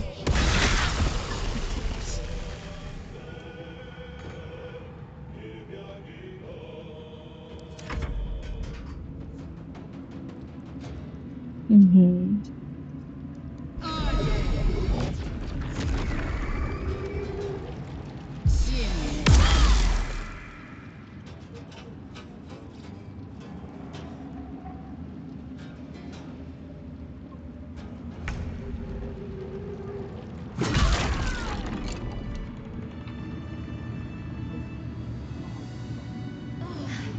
That helped.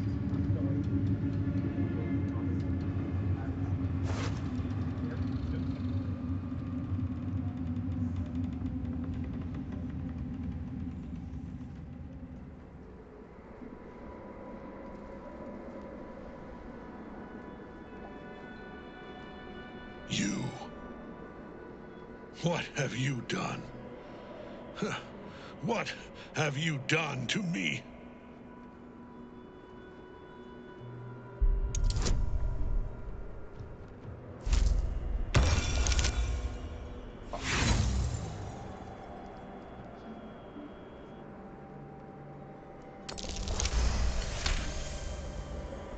You've come this far. You've stripped your enemy of his advantage. Why would you show mercy now?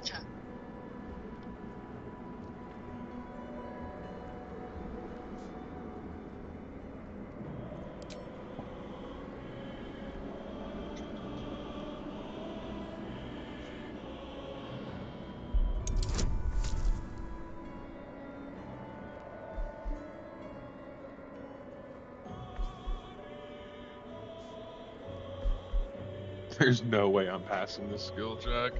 That's great. Wait, what bonuses can you add? No bonuses? I added my intimidation check and my guidance. Oof.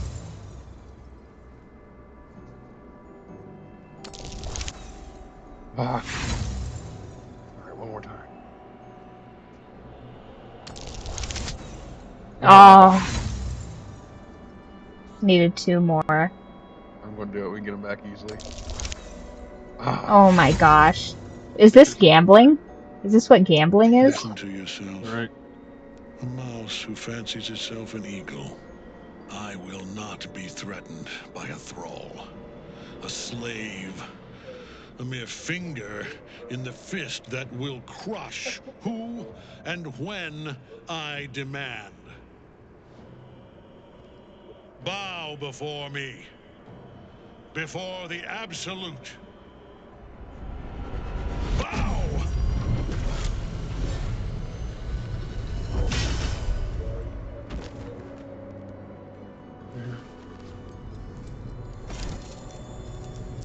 The prism. You've had it all this time, you worm. You will bow before me. And if you will not bow, you will break.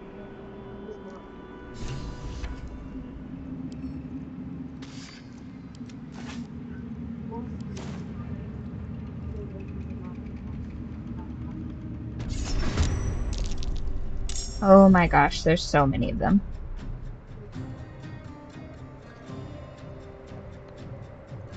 Oh, the spider guy's up here. Oh, hi, sweetie. You gonna loaf up there? I'll hold you. If that's what you want.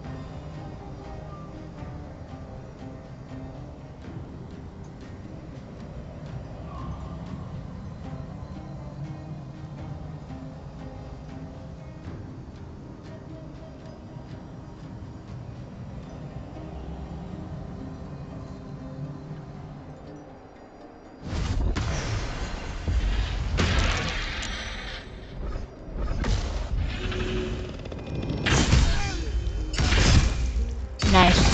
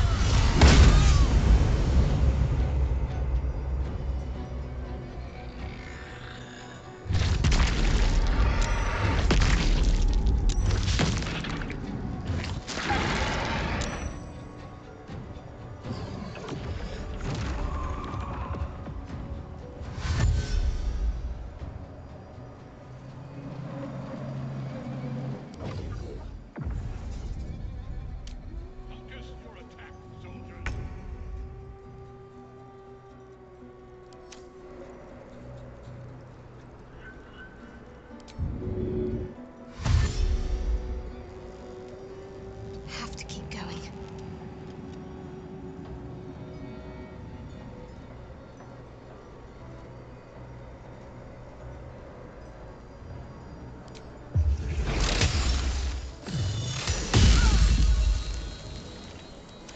Miss.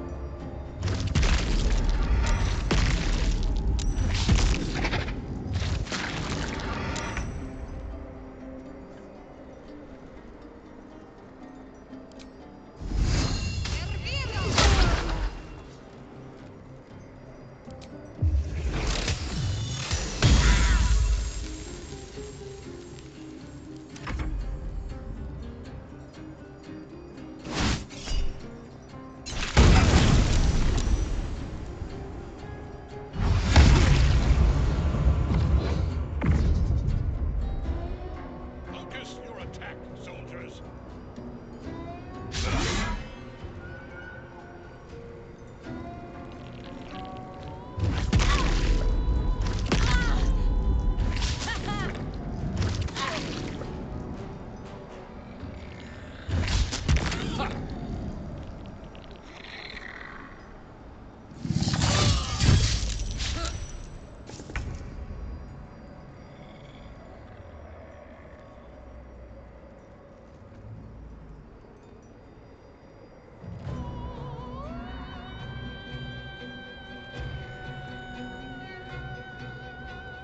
I think if we can kill Karnas and Sustera, if we kind of hide behind this pillar, they'll have to come to us.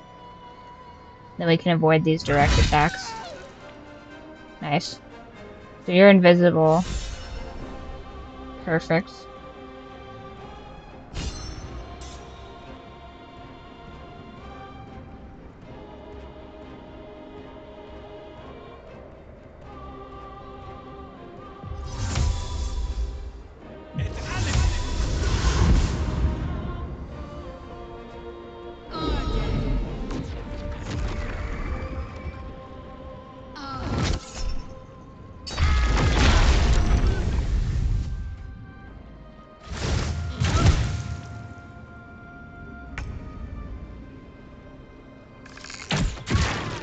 Nice.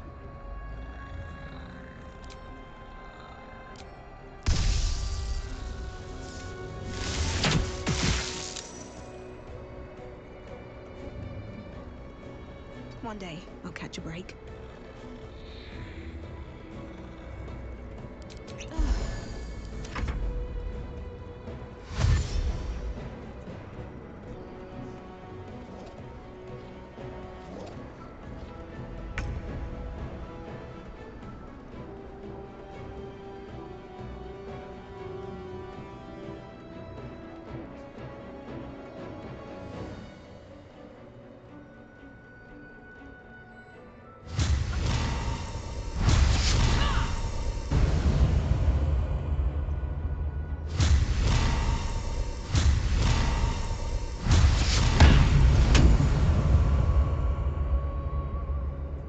Also, don't forget we have those Orphic bombs that are like 60 damage.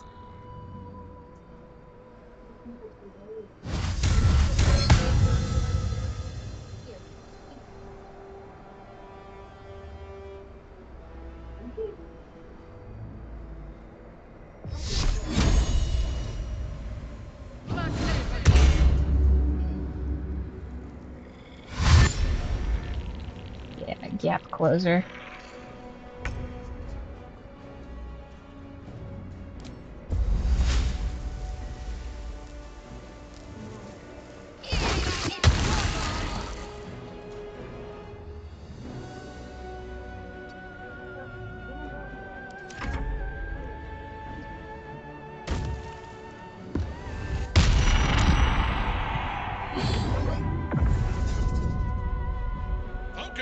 attack, soldiers!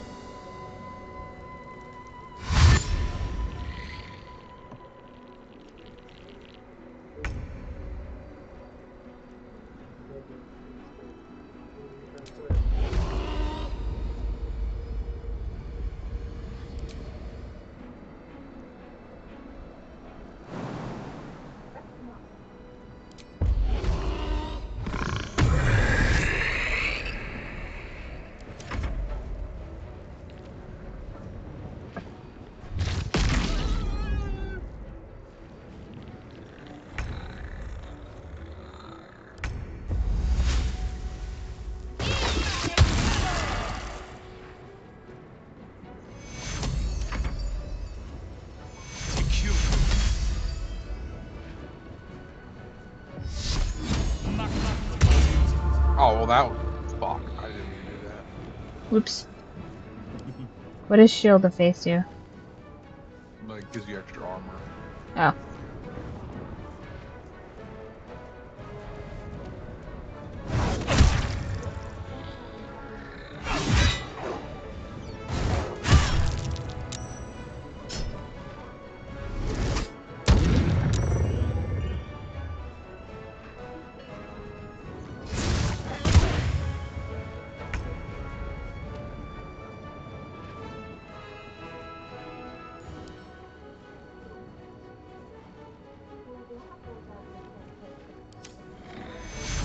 He's weak to bludgeon.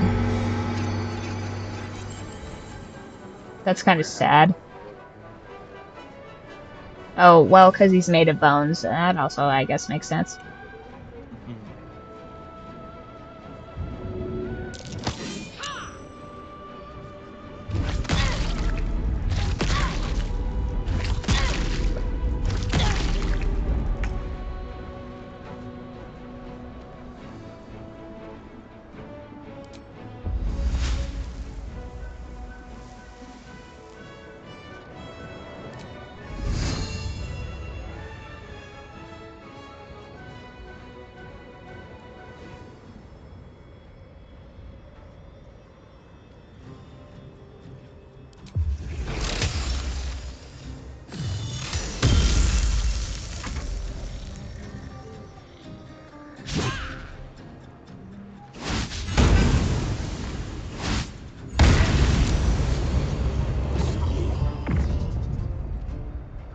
Focus your attack, soldiers!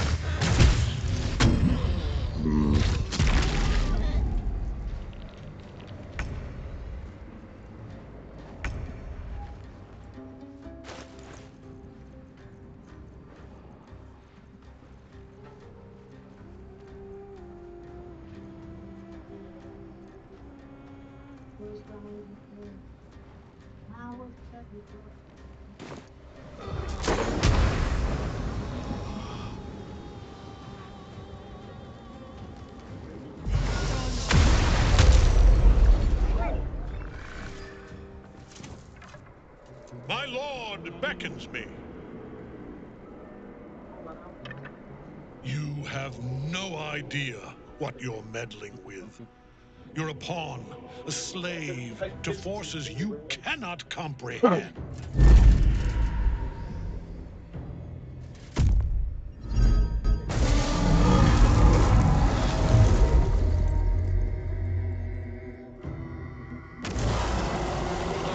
I am the chosen, and you are nothing. Follow. See. That tentacle was colossal. How can such a thing be possible?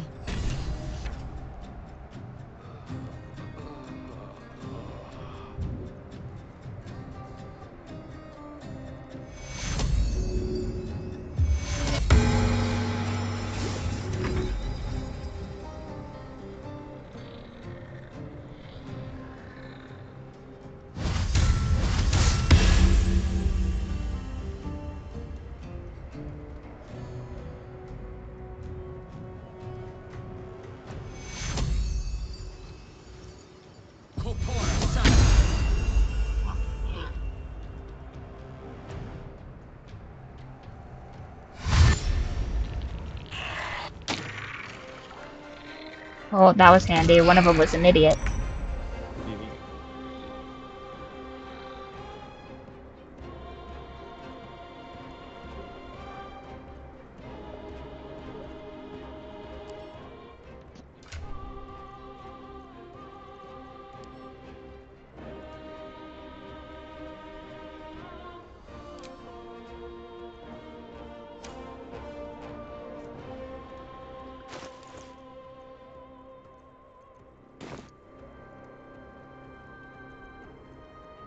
Let's finish this.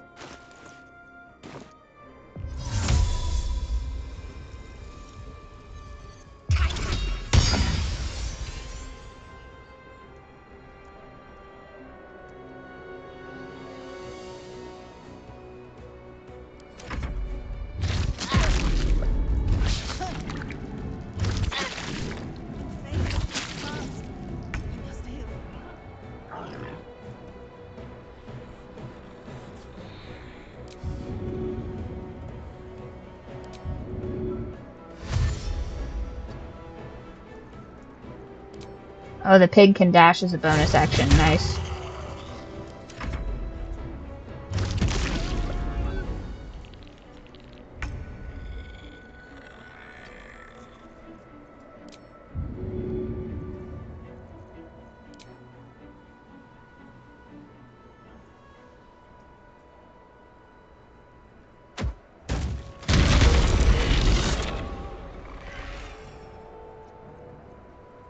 Nice.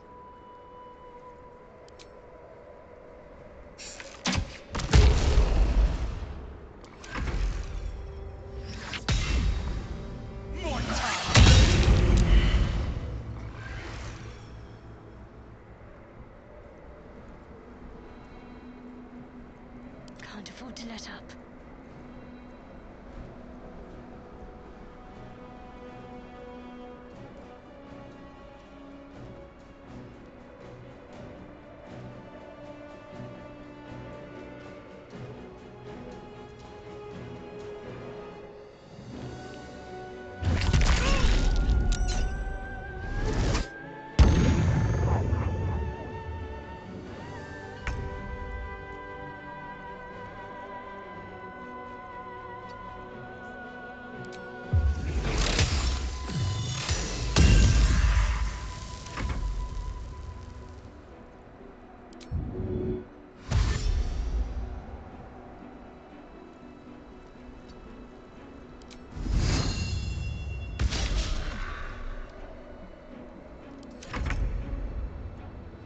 Very well.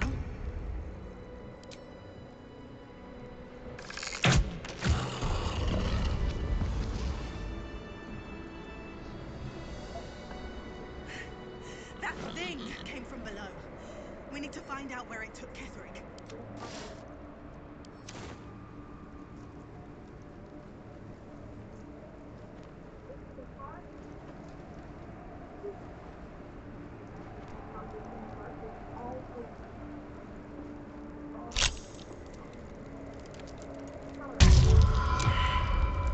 Oh my god.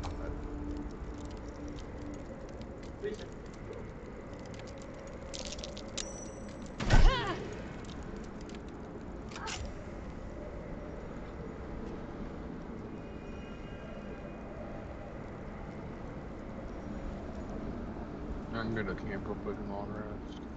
Yep.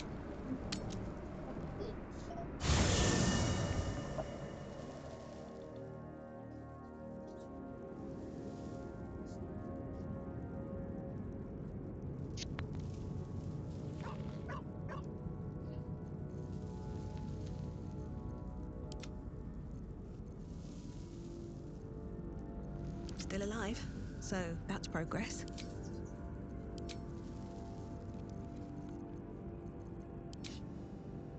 How do I not just... I can't dispel the pig?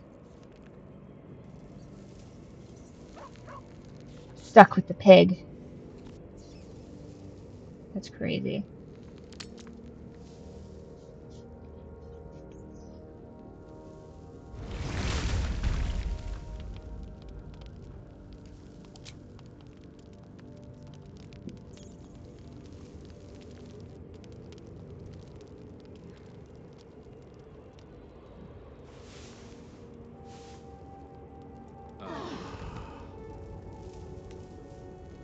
He's just vibing. I can't dismiss him.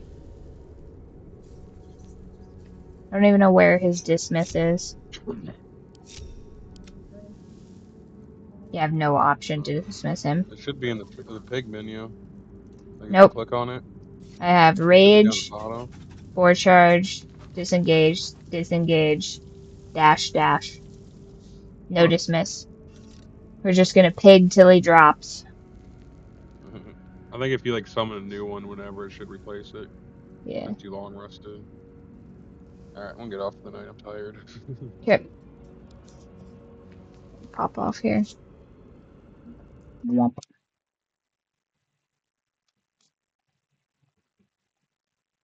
It was a long battle. Mm-hmm.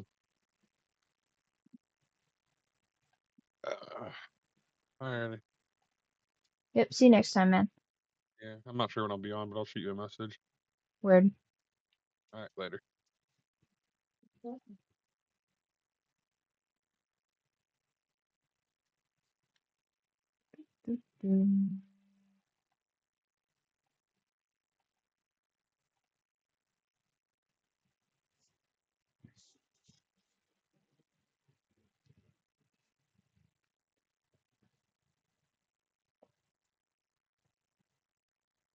I think the pig is just about as chunky as this boy. Look at him. Relaxed, at ease.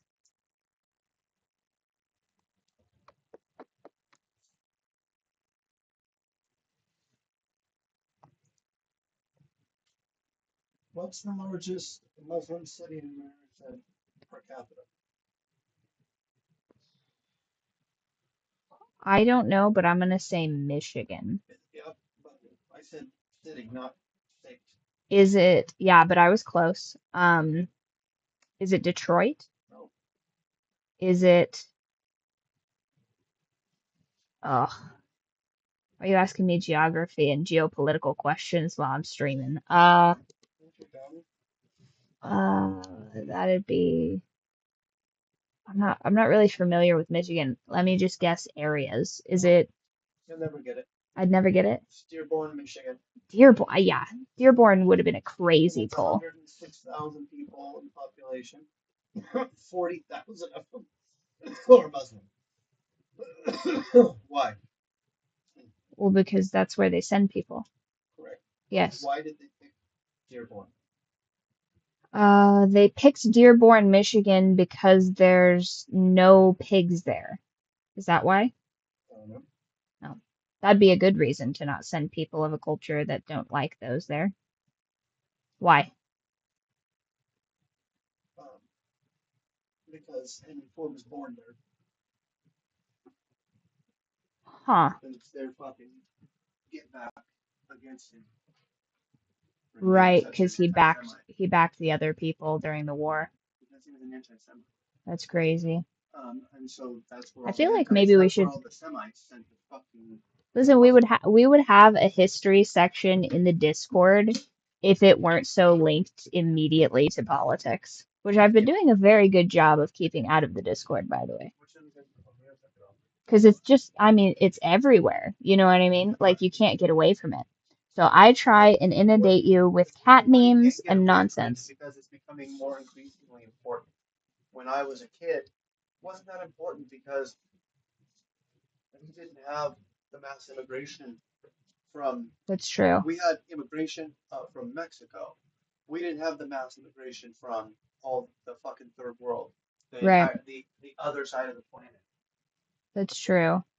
I think we talked about this a while ago, like why they don't send people from like arid conditions to like arid places and instead they send them to like very cold places like the Midwest. Like it doesn't make a whole lot of sense to me why you would send someone from the desert to like an alpine tundra, basically. I guess it's not a tundra, but it's very cold up there. Isn't Valley Forge up in that area? That's in Virginia though, isn't it? Oh, got too spicy for Snuggles. He's gonna just jump off and eat some salmon. That's crazy. But I am working on the site for books. I have right now. You guys will be so proud of me. this is the second official book. It's so pretty and nice, and it will be signed once I can figure out the payment processing, which right now I am arguing with PayPal because they're like, no, don't do this. You have to have a business name. And I'm like, I do have a business name. And they're like, no, but what if? Take your money. So I am in the process of ordering, like, I think I'm probably going to do them 25 at a piece. So I'm just going to order like 25 of these books and write them down because I feel like if I get too many over that, I'm going to forget what number I'm on, and it would be super embarrassing to sell to people like book number 33 or something. So, where did I get on that? Kindle still launches on the 20th, so next, we've got 2 weeks until it launches on Kindle. I'm going to just put the ebook on my site for the same price as Kindle, and then I'll get all the proceeds of it if you buy it on the site, and if you buy it on Kindle, no harm, but it does put less money into the cult coffers. So I did finish doing a 3D book mock-up today though. That was a step in the right direction, so that's been good. Where's my other? I have like 10,000 tabs open. I can't wait till that's not the case. iTunes is taking forever, so if anybody wanted to purchase it on iTunes, I was working, they have a program to do audiobooks. So at least them taking, oh, hold on, dyslexia. Yeah, no, I'm not a big fan of Amazon. Gmail. God, dyslexia. Not a big fan of Amazon, but they do provide a service which is ease of use. And unfortunately, not a lot of things can provide that. But like I said, I did try and make an audiobook version of this available, but I am waiting on, one sec. Oh, I'm waiting on Apple Books to connect my payment portal so that I can be a registered author on there so that it can let me do that. And for whatever reason, it's dragging its feet. I don't understand that. I have a theory that they make all of this really difficult and annoying. For the last 3 days, it said, your tax ID is pending verification. We'll let you know when it's been verified. And it's like, okay, well, how about, for starters, you just complete the paperwork? I mean, why not on Spotify? Because Spotify does like a weird, you have to, if you make the audio through, so like if you use Amazon's audiobook stuff, you either have to, I think you send them in a contract with the physical person that you've made the audiobook with, so like the voice actor, or you have to use their service, which is a robot voice. And if you use their service for a robot voice, you can't sell it anywhere else. And I think that's also the case with iTunes, but I could be incorrect. I haven't gotten to that step yet. But I know that that's what I know that that's what Amazon was telling me. Amazon was like, if you use our robots, we own that audio file. You can't sell it anywhere else. You have to have somebody remake it. But the utility of that is there's an audio file. So if that's the only way that you'll read a book, then that kind of dictates your purchase trajectory. But if I can do this maybe on iTunes, I think they'll be a little bit more charitable with that, which does kind of like, sort of screw over Android users, I think, to a degree, but maybe not. Maybe it just exports it into a file that you can upload wherever, and you'll just have to have an app to download it in the first place. And then,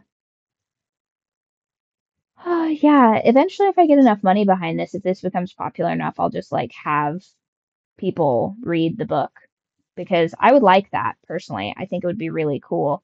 But, the market kind of has to dictate that. And then I still need to finish up tomorrow's Tuesday. So Tuesday, I'm going to start my editing run through of where the feedback ends, and I should have that finished ideally by Thursday, worst case scenario by Saturday. I'll finish that up while I'm at work. No, actually, the worst case would be the 14th, right? So I'm actually behind on book club too. I'm supposed to be finishing some for, I want to say it's J.R. Lee, the Tales of the Swordsman. I always butcher his name. I feel so bad about that, but I'm not great with initials. So I need to finish his second, third, and fourth books so that he can get those arc read informations. I want to be very thorough and diligent with those though. And then I'm going to do a YouTube video as well to kind of apologize for the fact that it's taken forever and a day to complete. And then, yeah, so I need to complete fully where the feedback ends, probably by the 14th of this month, so that I can get the book published for my friend who got the first copy of Bite, because she is going on an international holiday and she would like to read that while she's on the plane. So I'm going to send that off to her, and then once she gets back and we have our little powwow, then I will just direct publish that on everywhere. And luckily, that will be very easy to do because ideally I will have streamlined all of the stuff for Bite. And then every subsequent book that comes out will be even easier to release because I'll just basically copy and paste the framework from before. The first two are always the hardest. The first one is difficult because you make a bunch of mistakes. The second one is difficult because you forget what you did with the first one, but everything else is going to be easy past that. I think I still have some spots available for ARC reads. We have some time. So if anybody would still like to read the book for free, that's available. I think I have links in all of my bios. And I am working on getting a very nice stamp to put in all of the autographed books so that everybody can be certain of what number book that they've received. And I think that's everything. You're still reading Almost Finished. How do you like it so far, Max? What's your favorite part? I don't really recall which part is my favorite. I do enjoy writing the spicy scenes, though, if I'm being honest. I spent probably the longest amount of time doing that, gleefully typing at my computer while hubby rolled his eyes at me. Isn't that true? I was over here just cackling like a goblin while I wrote that entire section.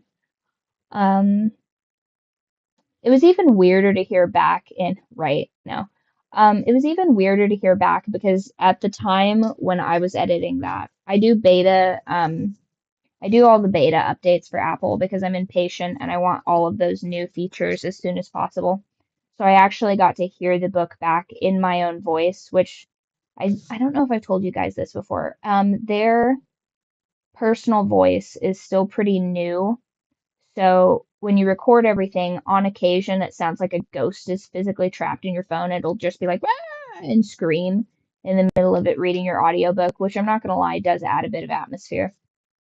So I was reading the book back in my own voice, occasionally with like spectral shouts of pain and or despair. And those were some of the clearest, like, I don't know if they just trained their audio on smut, but those were some of the clearest chapters that had like little to no interference. 10 out of 10 would recommend. So ideally, I will get to have the same effect if I use Apple's burgeoning audiobook service. So if they don't get back to me by, what day is today? It's officially Tuesday. I'll probably be ambulatory early enough today. So I'm going to go set an alarm to pester them, which it sucks. Like all of their tech support appears to be out of the country.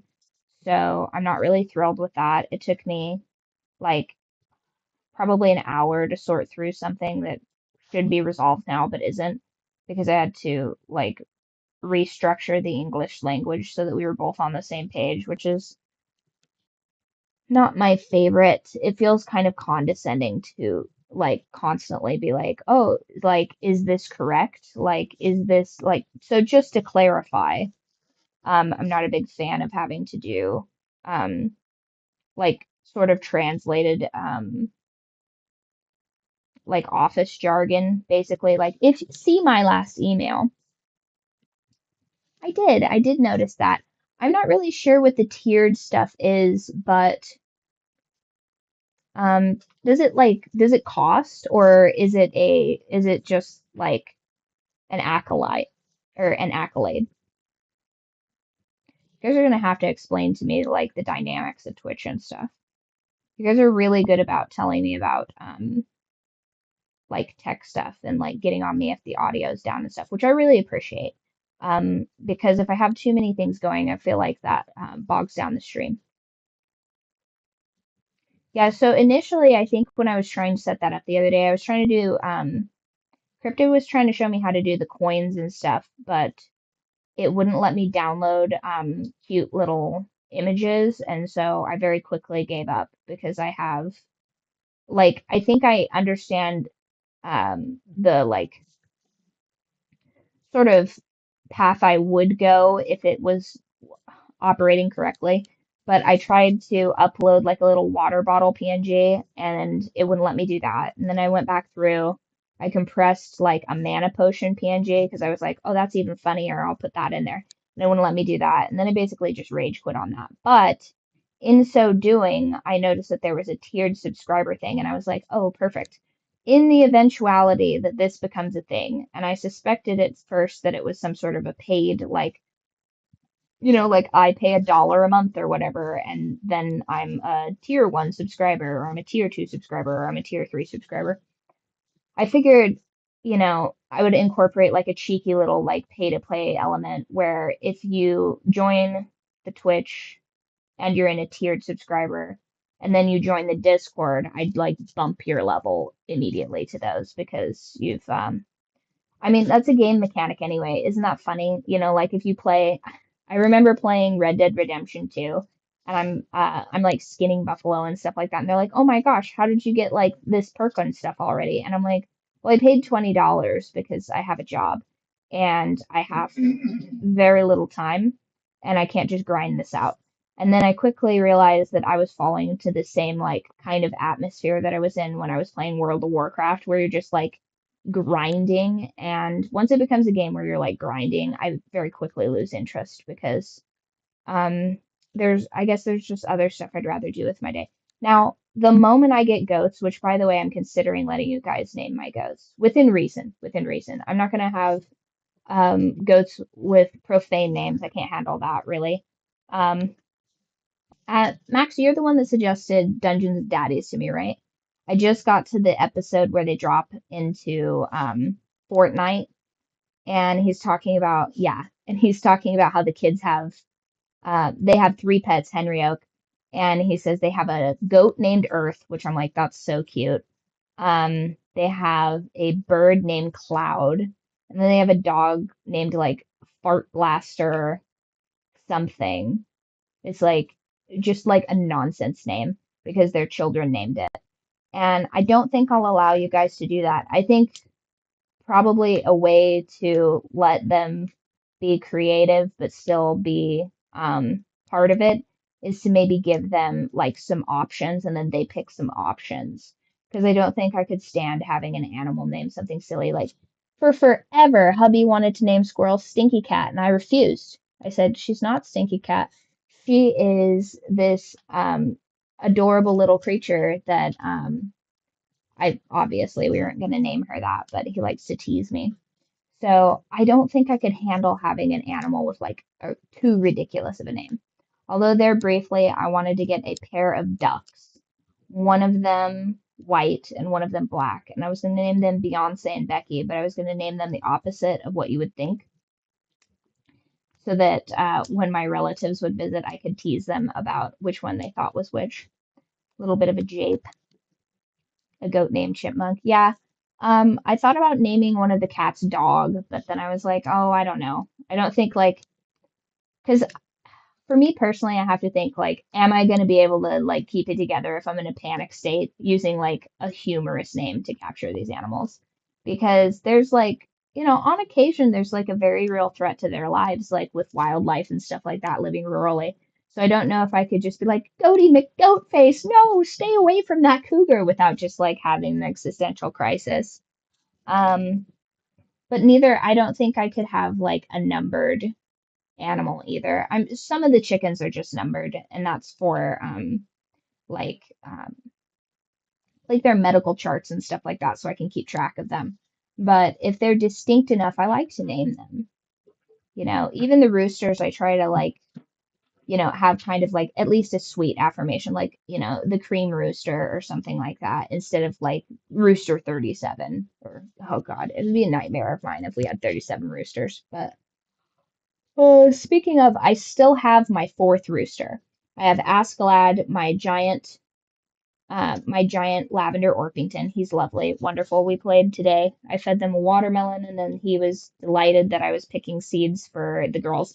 And so I almost got a picture of it, but I'd forgotten my phone.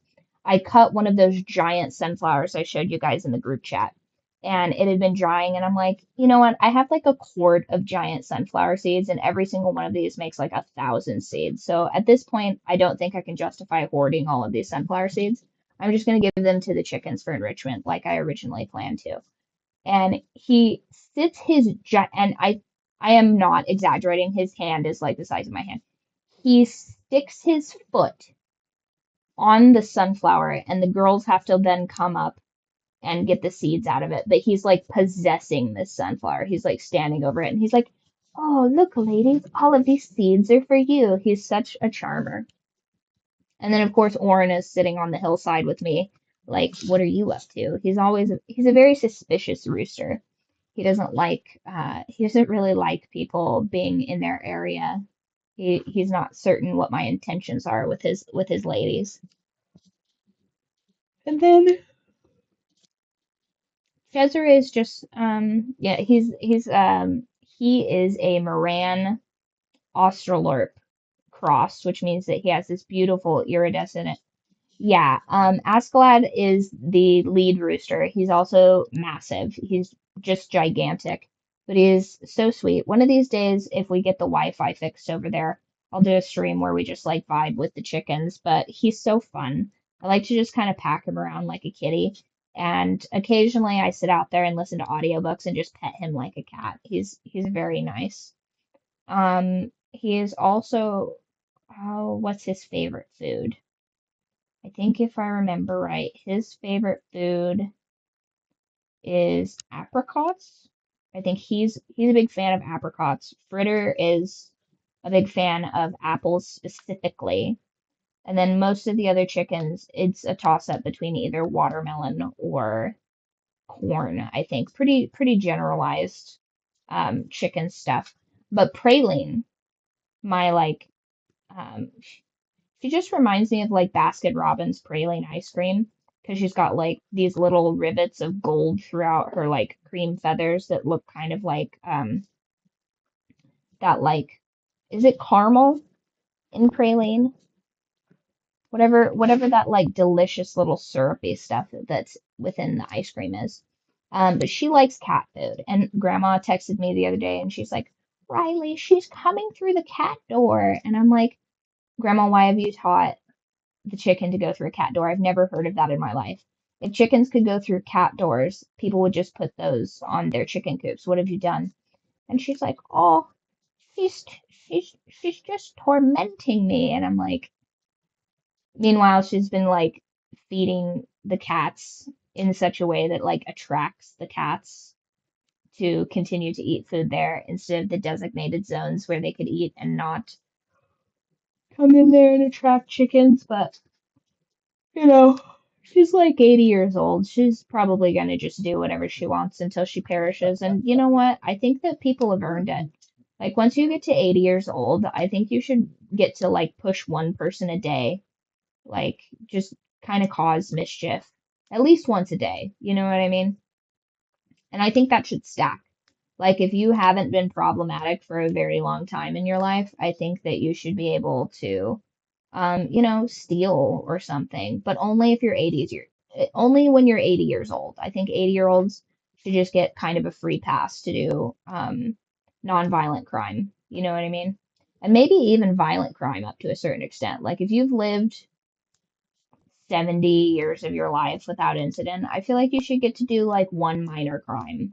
Or not minor crime, but like one minor violent crime. You know what I mean? Like a battery or something. No, that's the thing. So I'm pretty sure that I could be wrong, I've never been. In Japan, I think they can sort of do. I remember, I'll have to find the video for you guys if I can find it, but there was this, if it's not political, I don't think it's political. It's very hard to find controversial videos. See, I need you guys' help finding like reactionary stuff that's not political because I'm not trying to be like the next Asmongold, although I feel like Rock Queen has a bit of a ring to it. But I would love to do reaction stuff and kind of like figure it out and have I think I need to like amend this. Oh man. Well, I didn't have any caffeine today and it's starting to show. I have been taking several comas this week. I was completely burnt out last week. And so on Sunday, I slept for 12 hours, which was very invigorating. And then today I slept for 9, I think 9. But I probably could have done another 12 and then that would have reset me pretty good. I'm so eepy, like truly. Probably doesn't help that I ate waffles and sausage cakes because I think that those kind of tend to make you drowsy. What I really wanted to eat was like an English breakfast, but I have forgotten to get English breakfast stuff, which I will remedy tomorrow, which is my grocery day. And you know what Tuesday is? Tuesday is nutrition day, which means I'm going to stop in and see the boys and see if I can't roll a nat 20 on getting the affiliate link for them. That would be, yes, breakfast before bed will make you eepy. But I don't usually go to bed until about 6 in the morning. That's why you guys will notice me doing the Wordle very, very late. I try and do the Wordle right before I go to sleep. Oh, man. But I'm going to try and do sort of my take on an English breakfast. I think it would be cool to eat beans, but I'm not doing the blood sausage. I just don't think that I have the constitution for that. But I would like pretty much everything else involved in that. I was going to make some tasty, tasty pasta sauce, but the tomatoes just regionally have not been good. I did get a really nice tomato finally off of my own tomato plant, but it's just a gigantic, like, beefsteak tomato. And that's just not what I'm trying to get in that particular recipe. I have made some progress. Speaking of recipes, I guess I have made some progress on my mother-in-law's cookbook. Here, you might figure out the word. It took me a minute. Yeah, all right. So here, so far, are some of the recipes that we have planned for my mother-in-law's cookbook. I'm going to start with desserts because I feel like just about every cookbook I've ever owned, I immediately flip to the desserts, and then it becomes like a point of contention that I'm having to flip through this entire book to get to the things that I want first.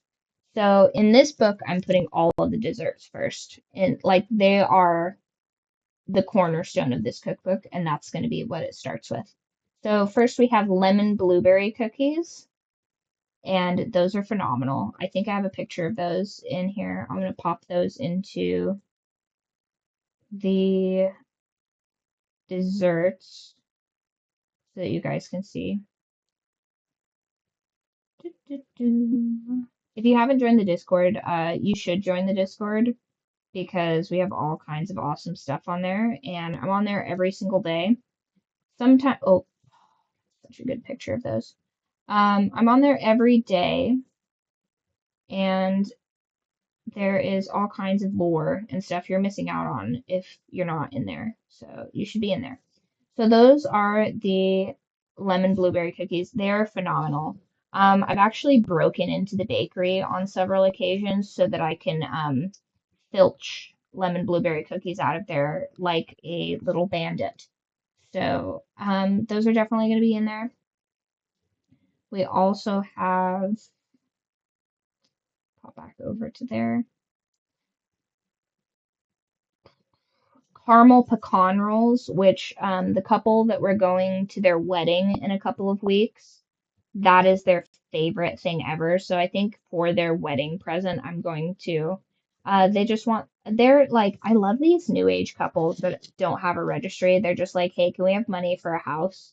I really enjoy that. I like that a lot because, why am I getting you a bunch of gifts you're going to have to transport to the place that you're moving to? You know what I mean? I'd rather just crowdfund something that you want instead of having to like bring a gift. You know what I mean?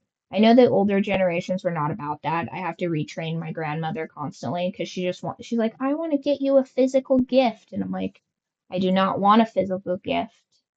I either want credits so that I can get like an ebook that I've been coveting, or I want just cold hard cash that I can do what I want. And here's the thing, I'll remember how much cash you gave me.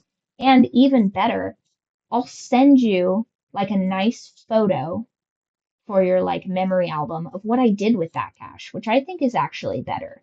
You know, instead of getting, I had a distant relative at one point that they were like a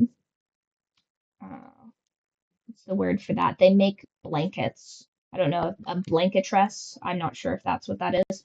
But she would always send me the most hideous blankets. Like, she's like, oh, she's a girl. She'd like a neon, not hot, she just a neon pink fleece blanket. And I'm like, no, I do not want this.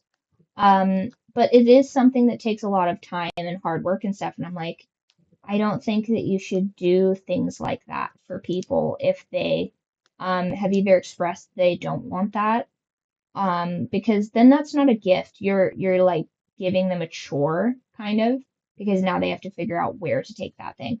And being that my love language is acts of service, that's like the worst thing you could potentially do. Snacks as a gift, also 10 out of 10. Because here's the thing, even if it's not a snack I like, now I can like give that snack to somebody. Like, if you gave me, at one point I got smoked salmon for a gift, but I'm very excited about that. But if somebody gave me like shrimp, like hand caught shrimp or something like that, I'd be like, oh, I'm not a big fan of shrimp, but I know someone that loves shrimp. And then we can have like a seafood, like a surf and turf day. Like, so now I can turn this instead of into something I dislike into like a nice memory with someone. That is such a better gift.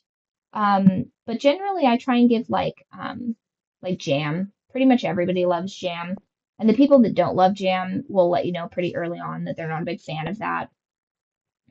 People who love cookies will tell you, people who love cake will tell you. Um, you know, those types of things. But these caramel pecan rolls are phenomenal, and I feel like that would be the greatest wedding gift. So I'm going to give them probably some money towards the down payment on their house. And then in the future, likely after they've forgotten this, I will send them this cookbook. And then they'll be like, oh my gosh. And so then it will be like a nice thing to be in their house filled with things that they love. PB&J in a box and mail it to you. I don't think that the bread would. Ironically, I think the bread would not hold up. What if I teach you how to make bread and then I send you jam? Peanut butter is, I mean, I would just get peanut butter from the store personally. Not a big fan of like the idea of cultivating peanuts. And I don't think that they grow in my region very well. I think it's a southern. I think peanuts are in the south, aren't they? I feel like that's the case. Also, her key lime pie is transcendent. At one point, I was living with this like, I want to say it was horrorcore or something like that. It's an alternate type of rap that I don't, if I'm being honest, really understand. But I used the fact that we lived together and I was like, oh, if I could just get like another key lime pie for my roommate, I think he'd really enjoy that. And I ate both of them like a little piglet. It was delicious. But also, he was at his girlfriend's house, and I'm not gonna like save him this for like multiple days. I'm just gonna eat this delicious thing, and he missed out. You know what I mean? If he was less codependent, he would have gotten a key lime pie, but he did not. Then her cheesecakes are really good. I think, didn't she make like a pumpkin cheesecake the other day? I think maybe she made pumpkin cheesecake the other day. It was really good. Then for breakfast, her eggs Benedict is phenomenal. I really struggle with finding good eggs Benedict. There was that place in Reno that was pretty good, but my mother-in-law's eggs Benedict is fantastic. Her biscuits and gravy also are pretty good. I think that that might be her grandfather's recipe. And then I'm also going to try and put that Chick-fil-A dupe that she made in here because that was phenomenal. Even though I got spicy pickles on that because that was a trap because that sandwich was not meant for me. If it was meant for me, she would have been very sweet and put regular dill pickles on that. But it was for my roommate and she didn't eat it. And so I was like, you give me that sandwich. And she was like, that's fine, you can have it. And it had spicy pickles on it. And I just, you know, it was so delicious. I just ate it. It was fantastic. She has fish and chips on here, so I feel like I feel like isn't that a staple in your neck of the woods, Yule? They looked really good. Do you prefer like I feel like a good fish and chip should be like the batter should be nice and crunchy, but the fish should be nice and flaky. Like you should be able to like almost hear kind of a crisp when you open it, and then it should just part. Like the fish should just sort of part and separate. And I don't know, with or without tartar sauce. Do they do tartar sauce where you're from? I don't even know really what's in tartar sauce. It's some sort of mayo concoction. I'm almost certain of it.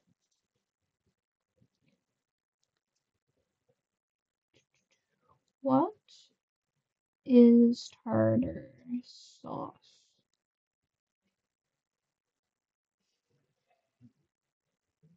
Mayonnaise, pickles, relish, capers,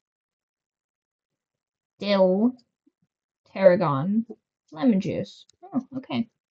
So it's kind of like a northeastern version of it's kind of like a take on like tzatziki. Seems like a variation of tzatziki kind of. Yes, yes. But her fish and chips is really good. So I think I'm gonna put that in there as well. Her French dip also. Yul, have you ever had finger steaks? That's like an Idaho specific thing, funny enough. It originated actually at a place that later became a strip club. So it's kind of funny. You'll go to like very nice restaurants. Well, there's like two very nice restaurants here. And it was essentially a way to use like leftover strips of steaks. Like if you were cutting down a steak to be like a New York steak or whatever, you have like a little bit extra steak, and they would just fry that in batter. So it's basically like strips of steak fried in like a seasoned batter. And then you can dip it in like a spicy, we have a thing here called fry sauce, which is basically ketchup mixed with mayonnaise. And I guess depending on what region you're in, it's got like, yeah, yeah. So like a bit of meat, you cut it into like a 1 by 1 by like 4 to 6 inches, like a strip, you know, and then you'd roll that in batter and then fry it, and then it's like a chicken finger but steak, and then you'll dip that in either. I've had it in like a raspberry cocktail sauce kind of that was really good. Or we have, like I said, we have fry sauce, which is like mayonnaise, ketchup, and then like regionally it'll also have like a little bit of mustard in it. Very, very good. And then, yeah, so finger steaks originated in Boise, Idaho at this place called The Torch. which used to be a, I want to say like a pub sort of situation. Um, the Torch Lounge was oh, what would that have been classified as? You do pub stuff, so you're aware that they have all their little classifications. Torch finger steaks.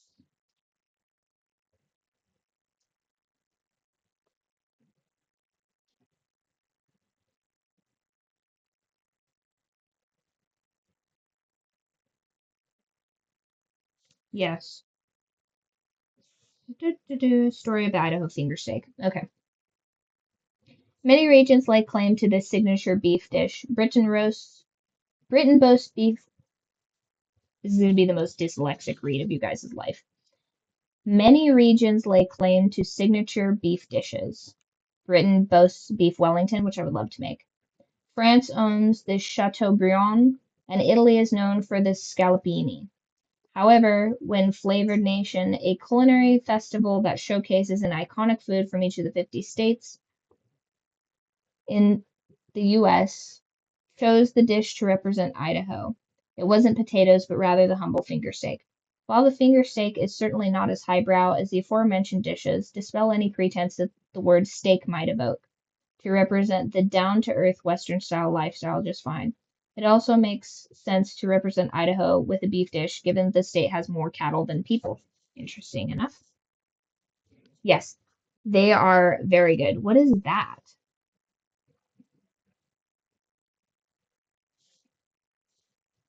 Good join.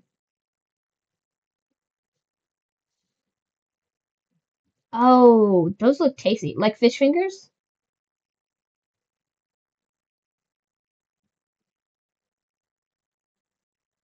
Goujon. Nice. Yeah, kind of like that. But you can dip it. Where did we go on our tabs? Okay. Oh, okay. Finger steaks are like the Northwest answer to fried chicken. Beef is cut into finger-length strips, then breaded or battered and quickly fried until golden and crisp. Cuts of beef used vary as the recipes for the batter. Often, orders of finger steaks are delivered on parchment-lined baskets with fries and some form of dipping sauce. Delicious. So who is accredited with this culinary creation? Well, you can take the history of finger steaks with Milo Bybee, the Torch Lounge, and D&B Foods. A U.S. Forest Service meat cutter was working at the central mountains of Idaho. He was intending on using everything possible, including the trimmings of steak. He created the iconic dish and took the recipe with him when he opened Milo's Torch Lounge in the late 50s. The restaurant quickly became famous for its finger steaks, so much so that people have tried reproducing them at home. So fry sauce has mayo, a little bit of sugar, salt, paprika, mustard, onion, ketchup, red wine vinegar, and Worcestershire sauce. That's crazy. That's kind of more of a cocktail sauce, though. I've seen it made multiple different ways. Yeah, this has, what's the batter? Serving up finger steaks.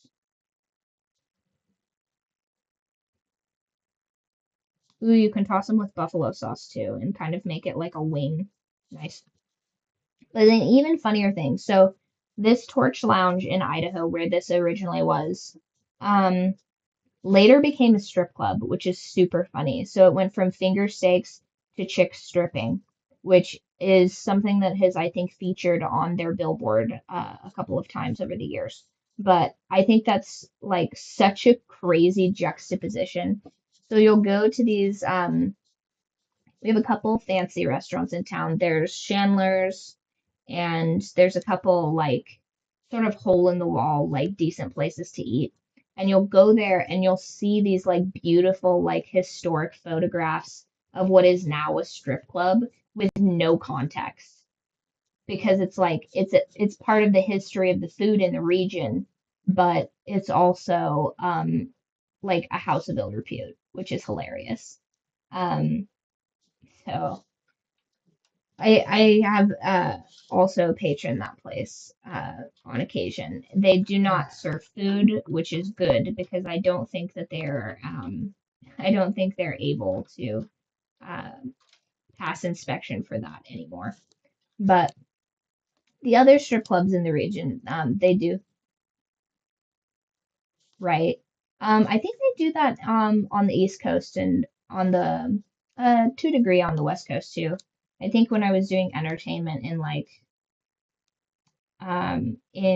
Oregon and stuff like that, they had like dinners and stuff. I think the ladies there have to wear like cocktail attire though. Um, uh, Man, I hate modding chat. It's so annoying. Ba, ba, ba, da, da, da, da, da, da, da, da, da. Lame.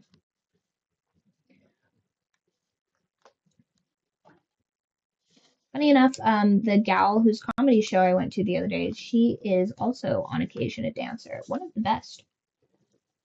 But I think that's probably it for today. Did I send you? Did I tell you guys everything on this list, or did I just get distracted with finger sticks again? Oh, and then I would also like to add in her lasagna and her chicken tortilla soup, as well as her clam chowder. So those are kind of like the star spectacles of this cookbook. And then I'm also going to work on probably this December. I'm going to start working on that. That's going to be the thing I do in tandem with Moon and Marble, I think, is this cookbook because it's not really like very brain intense, but I'm going to collect probably some historical photographs and stuff like that of the years passages with her making these things. Yeah, it's gonna be great. I cannot wait to have 4 foot snow and have a bunch of stuff to work with. It's just so much easier to gather my thoughts when I have less things pulling me in different directions. So that'll be great. Plus, the teens that I work with will be less inclined to skip out on work if they can't do anything really with their friends. So I'll have to cover less shifts, which will make it much easier to stick to a schedule.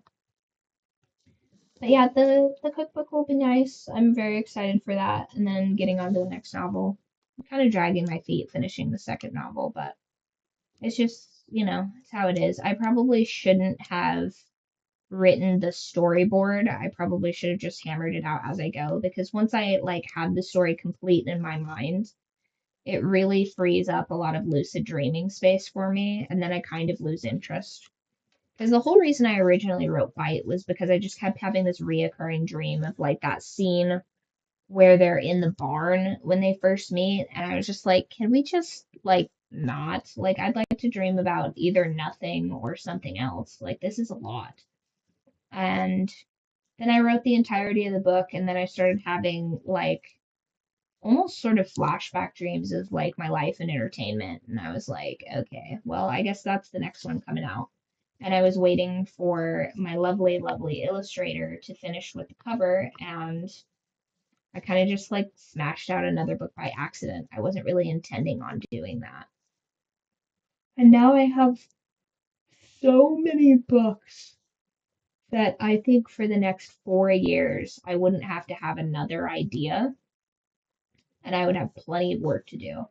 Isn't that crazy how that works out? I've never been inspired like this before. I mean, I wanted to do Twitch, I think in like 2016 or something like that. When did I do? I think I started my Twitch in like 2017 or 2018, somewhere around there. But the region that I was living in had just like dog shit internet. It was so bad. I was getting like 10 down. It was not good at all. Yeah, isn't that funny? Like, I feel like it could have gone in like a completely different direction. Like, I think if my career in entertainment had continued and I hadn't met him, eventually my dog would have passed as he did naturally, and I would have been very untethered. And I don't know what I would have done. I think I probably would have tried to move to Korea or something like that. I would have just abandoned all of my responsibilities and then just fled to a life of just essentially nonsense and unfulfillment. And yet now I have all of these books for you guys to read, which is probably way better. And ultimately will lead to goats that I treat like human children, which I'm very excited. One of the gals that I am friends with on TikTok, she is essentially, I want to say she's like a decade younger than me, which I have no animosity about, but she is essentially living my life. And she is in a little homestead, and she has her goats, and she has some cattle and chickens. And congratulations to her, they just got married, and they are expecting a child. So if you are super into the homesteading aspect of all of this stuff, go ahead and check her out. She's Gen Z homesteader, and send her some love. Because eventually I will also be doing those things. But if you want like a taste of that, I think she just kills it. I think she does a great job. It makes me really like kind of homesick to watch her a little bit because those are the things from my childhood that I like really, really miss. It's like feeding calves and like, cooking for the family and stuff, which I'm also kind of trying to work on the framework of a much smaller project. I'm going to do probably a cookbook for my family, but mostly for my grandmother. But I think that that'll make it easier to do the framework for my mother-in-law. They don't necessarily have as many recipes, so I think I'm gonna go more towards like sort of like my take on a family photo album, but it has recipes in it, and then just like large swaths of maybe like stories and like stuff in the family in there. But yeah, if you guys right, Mr. Renz. Mr. Renz, please stop trying to eat your brother's food. You're getting so chunky. He looks like a badger, you guys. He's such a thick little guy. Oh. When he jumps onto the bed, I can hear him ka-thump. Like, he has a real weight to him. This cat is, like, sturdy. You know what I mean? His sister's like that, too. She's, like, this little bear cat. And funny enough, she's the kitten that like was just completely emaciated when I got her. She was such a tiny thing, and she has made it her life's mission to never be tiny again. So she's like just solid muscle, like just a real solid cat. Actually makes me think of where's Fatty? Fatty, I don't know. He was on my lap there for a minute, but I think he's probably trying to get that mouse out of the laundry room. That's one of the things about living rurally, that is just kind of a like a reoccurring thing is you're always going to end up with like little mice and stuff, which is why we have cats. And I think a lot of farmers end up having cats, but nobody takes as much care of them as I think they probably ought to. Like for example, you'll have like a regular schedule of like health and wellness things you'll do for like cattle or goats or chickens and stuff like that. Like you have to deworm chickens and cattle and give them their vaccines and stuff like that. I think for cattle, especially tuberculosis is a big deal. And I think even more so if you live in a region with like bison and stuff because they can transmit that. They can transmit that. Or no, I think bison is brucellosis, something like that. But it's like a very, very bad disease. And so people, they have these cats and they're mostly for controlling rodents. Although I will say this, I feel like having turkeys would definitely control it better, but I don't think people would want a live turkey in their house. But the cats, they keep the mice away, and in the winter they provide warmth, especially if you like snuggle with them and stuff. And their purring is actually like healing. Like them laying on you and purring can like help. It's like a form of like ultrasonic healing or something like that. It's crazy. And yet people just don't give them like their due. Like people view livestock guardian dogs and stuff like that much higher on the totem pole than cats. Like I think what was it the other day that I was watching again? I'll have to find this for you guys. But it was like, oh my God, no, I remember what it was. It was that freaking horse girl thing that I put on the Discord. Oh my gosh. But it's like animal use versus like their role in society. Ugh. Yes, yes, I was obsessed with that episode of Clarkson's Farm because we have badgers here too, but like far fewer. Like I think I've seen maybe 3 badgers in my lifetime, and it was all in the same place actually. So at the very, very edge of my grandparents' property, there's sort of an area that's just like the desert, because they live in the middle of nowhere basically. And in the farthest reaches of their property, where it butts up against the literal desert, there will be, on occasion, every few seasons, a badger. And the funniest thing is, you'll go out there, and one of my tasks as a child was to you jump on a four-wheeler or an ATV, depending on where you're from, and you go out there, and your job from my kooky grandfather was to go out and check that the water was hitting perfect. Yes, I love Clarkson's Farm. I am very excited for the next season. That old man makes me laugh so hard because it reminds me of like coming up with my family, like just the nonsense. Like when he goes and reseeds the field and like fucks up all the lines in the field. My grandfather does that like every year. Like he's just like, eh. Like, I don't want to turn around. I'm just going to do it like this. Like, but he's like a hippie turned farmer. So a lot of the things that Jeremy does because he doesn't know are things my grandfather does despite knowing, which is insane. I think partially he just does it to drive my grandmother nuts. It's like a really odd dynamic that the two of them have. But when I was younger, and we were watching, oh, what would it have been? This was pre Clarkson's Farm.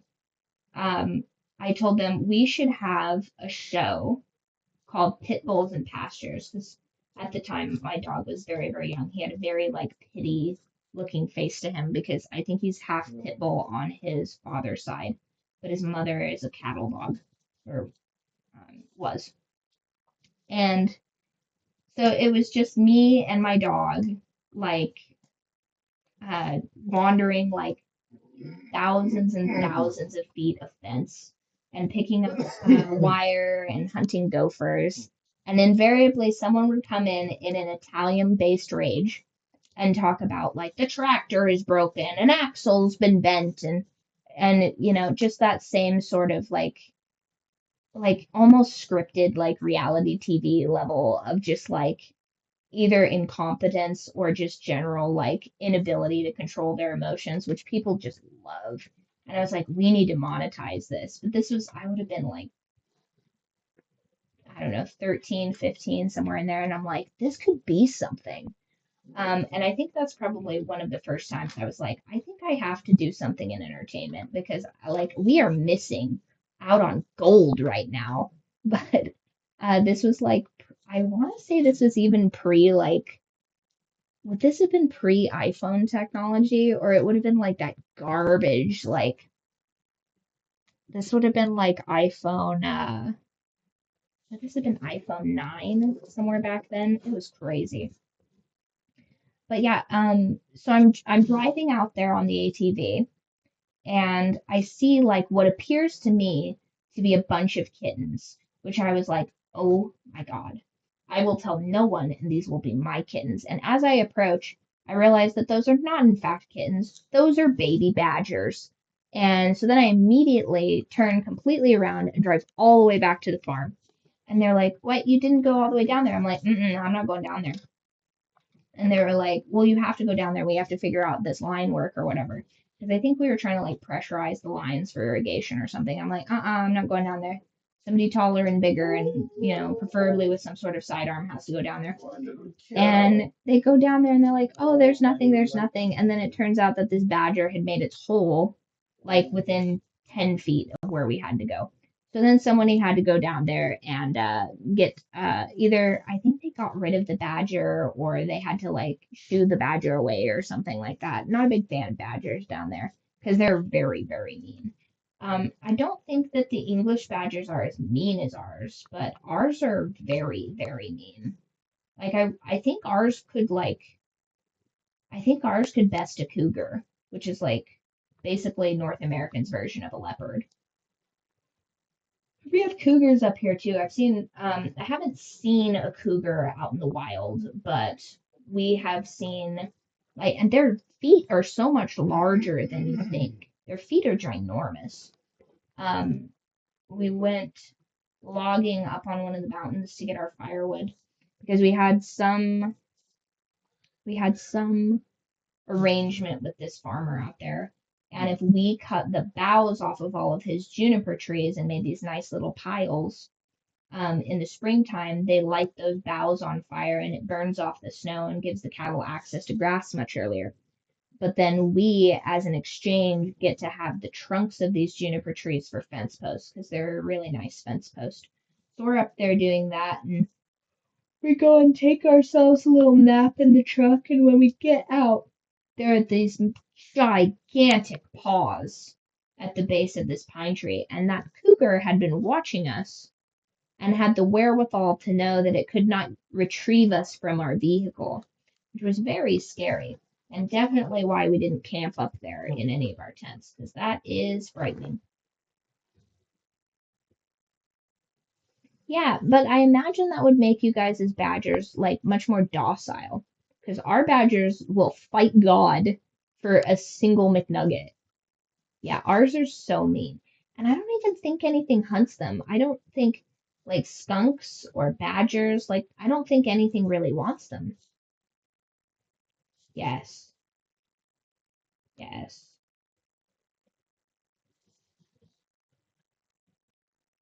But your badgers are so cute though. They're docile. I mean, yeah, they're laden with disease, but at least they're cute and nice. Was it the isn't that like Matt Smith's favorite animal? I remember when he was Doctor Who, everybody was all like, "Oh my gosh, he likes badgers," and all of the Americans were very confused. And then we saw what kind of badgers you guys have, and it made a lot more sense that that's what he's after. Oh, what's another crazy animal that we have over here? We have wolverines, which is basically like a North American honey badger. They live up in actually kind of up in our region. I've never seen one of those either, and I think if I saw one, I think I would have to just give it a treat and be on my merry way, because if you slight them, they will hunt you down and they will exact retribution, which is, I mean, that's got to be an animal that's got at least this, it has to be at least as intelligent as like a human, because that's crazy. I think the only other creature that I know of that does something like that is squirrel. Like where for 3 days she wouldn't, she like hid, and no one saw her for the entirety of the day, because I think we called her like naughty or something like that, or I promised her like a waffle and didn't deliver, and she for days kept that grudge and would not let me forget it. I think I had to I think I had to ugly cry for her to like finally call off her retribution. Well, anyway, I better get cracking on some sleep so that I can finish that book up. Probably get on at least a third of the chunk of editing for it. I think it's pretty well edited. I think just the last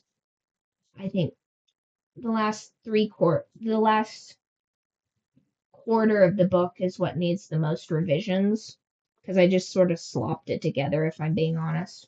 Like, it follows the framework, but I was getting really bored writing it, so I need to make it worthy of you guys reading it, and then essentially take the lash to myself and get that finished. That is going to be probably, to a degree, some penance for me taking essentially a month off in the middle of when I was supposed to be doing some pretty severe writing on that. But luckily, I haven't pulled a trapezius. I'll finish that. We'll grow our burgeoning athletics division in the Discord. I will start mace training, and then by the time I have to write the next novel, I will have the strongest trapezius in all of the land, and I will not have to take any more breaks. But thank you for coming. You all have a delicious, delicious breakfast in my honor, and I will see you guys on the next one, and also I will see you in the Discord.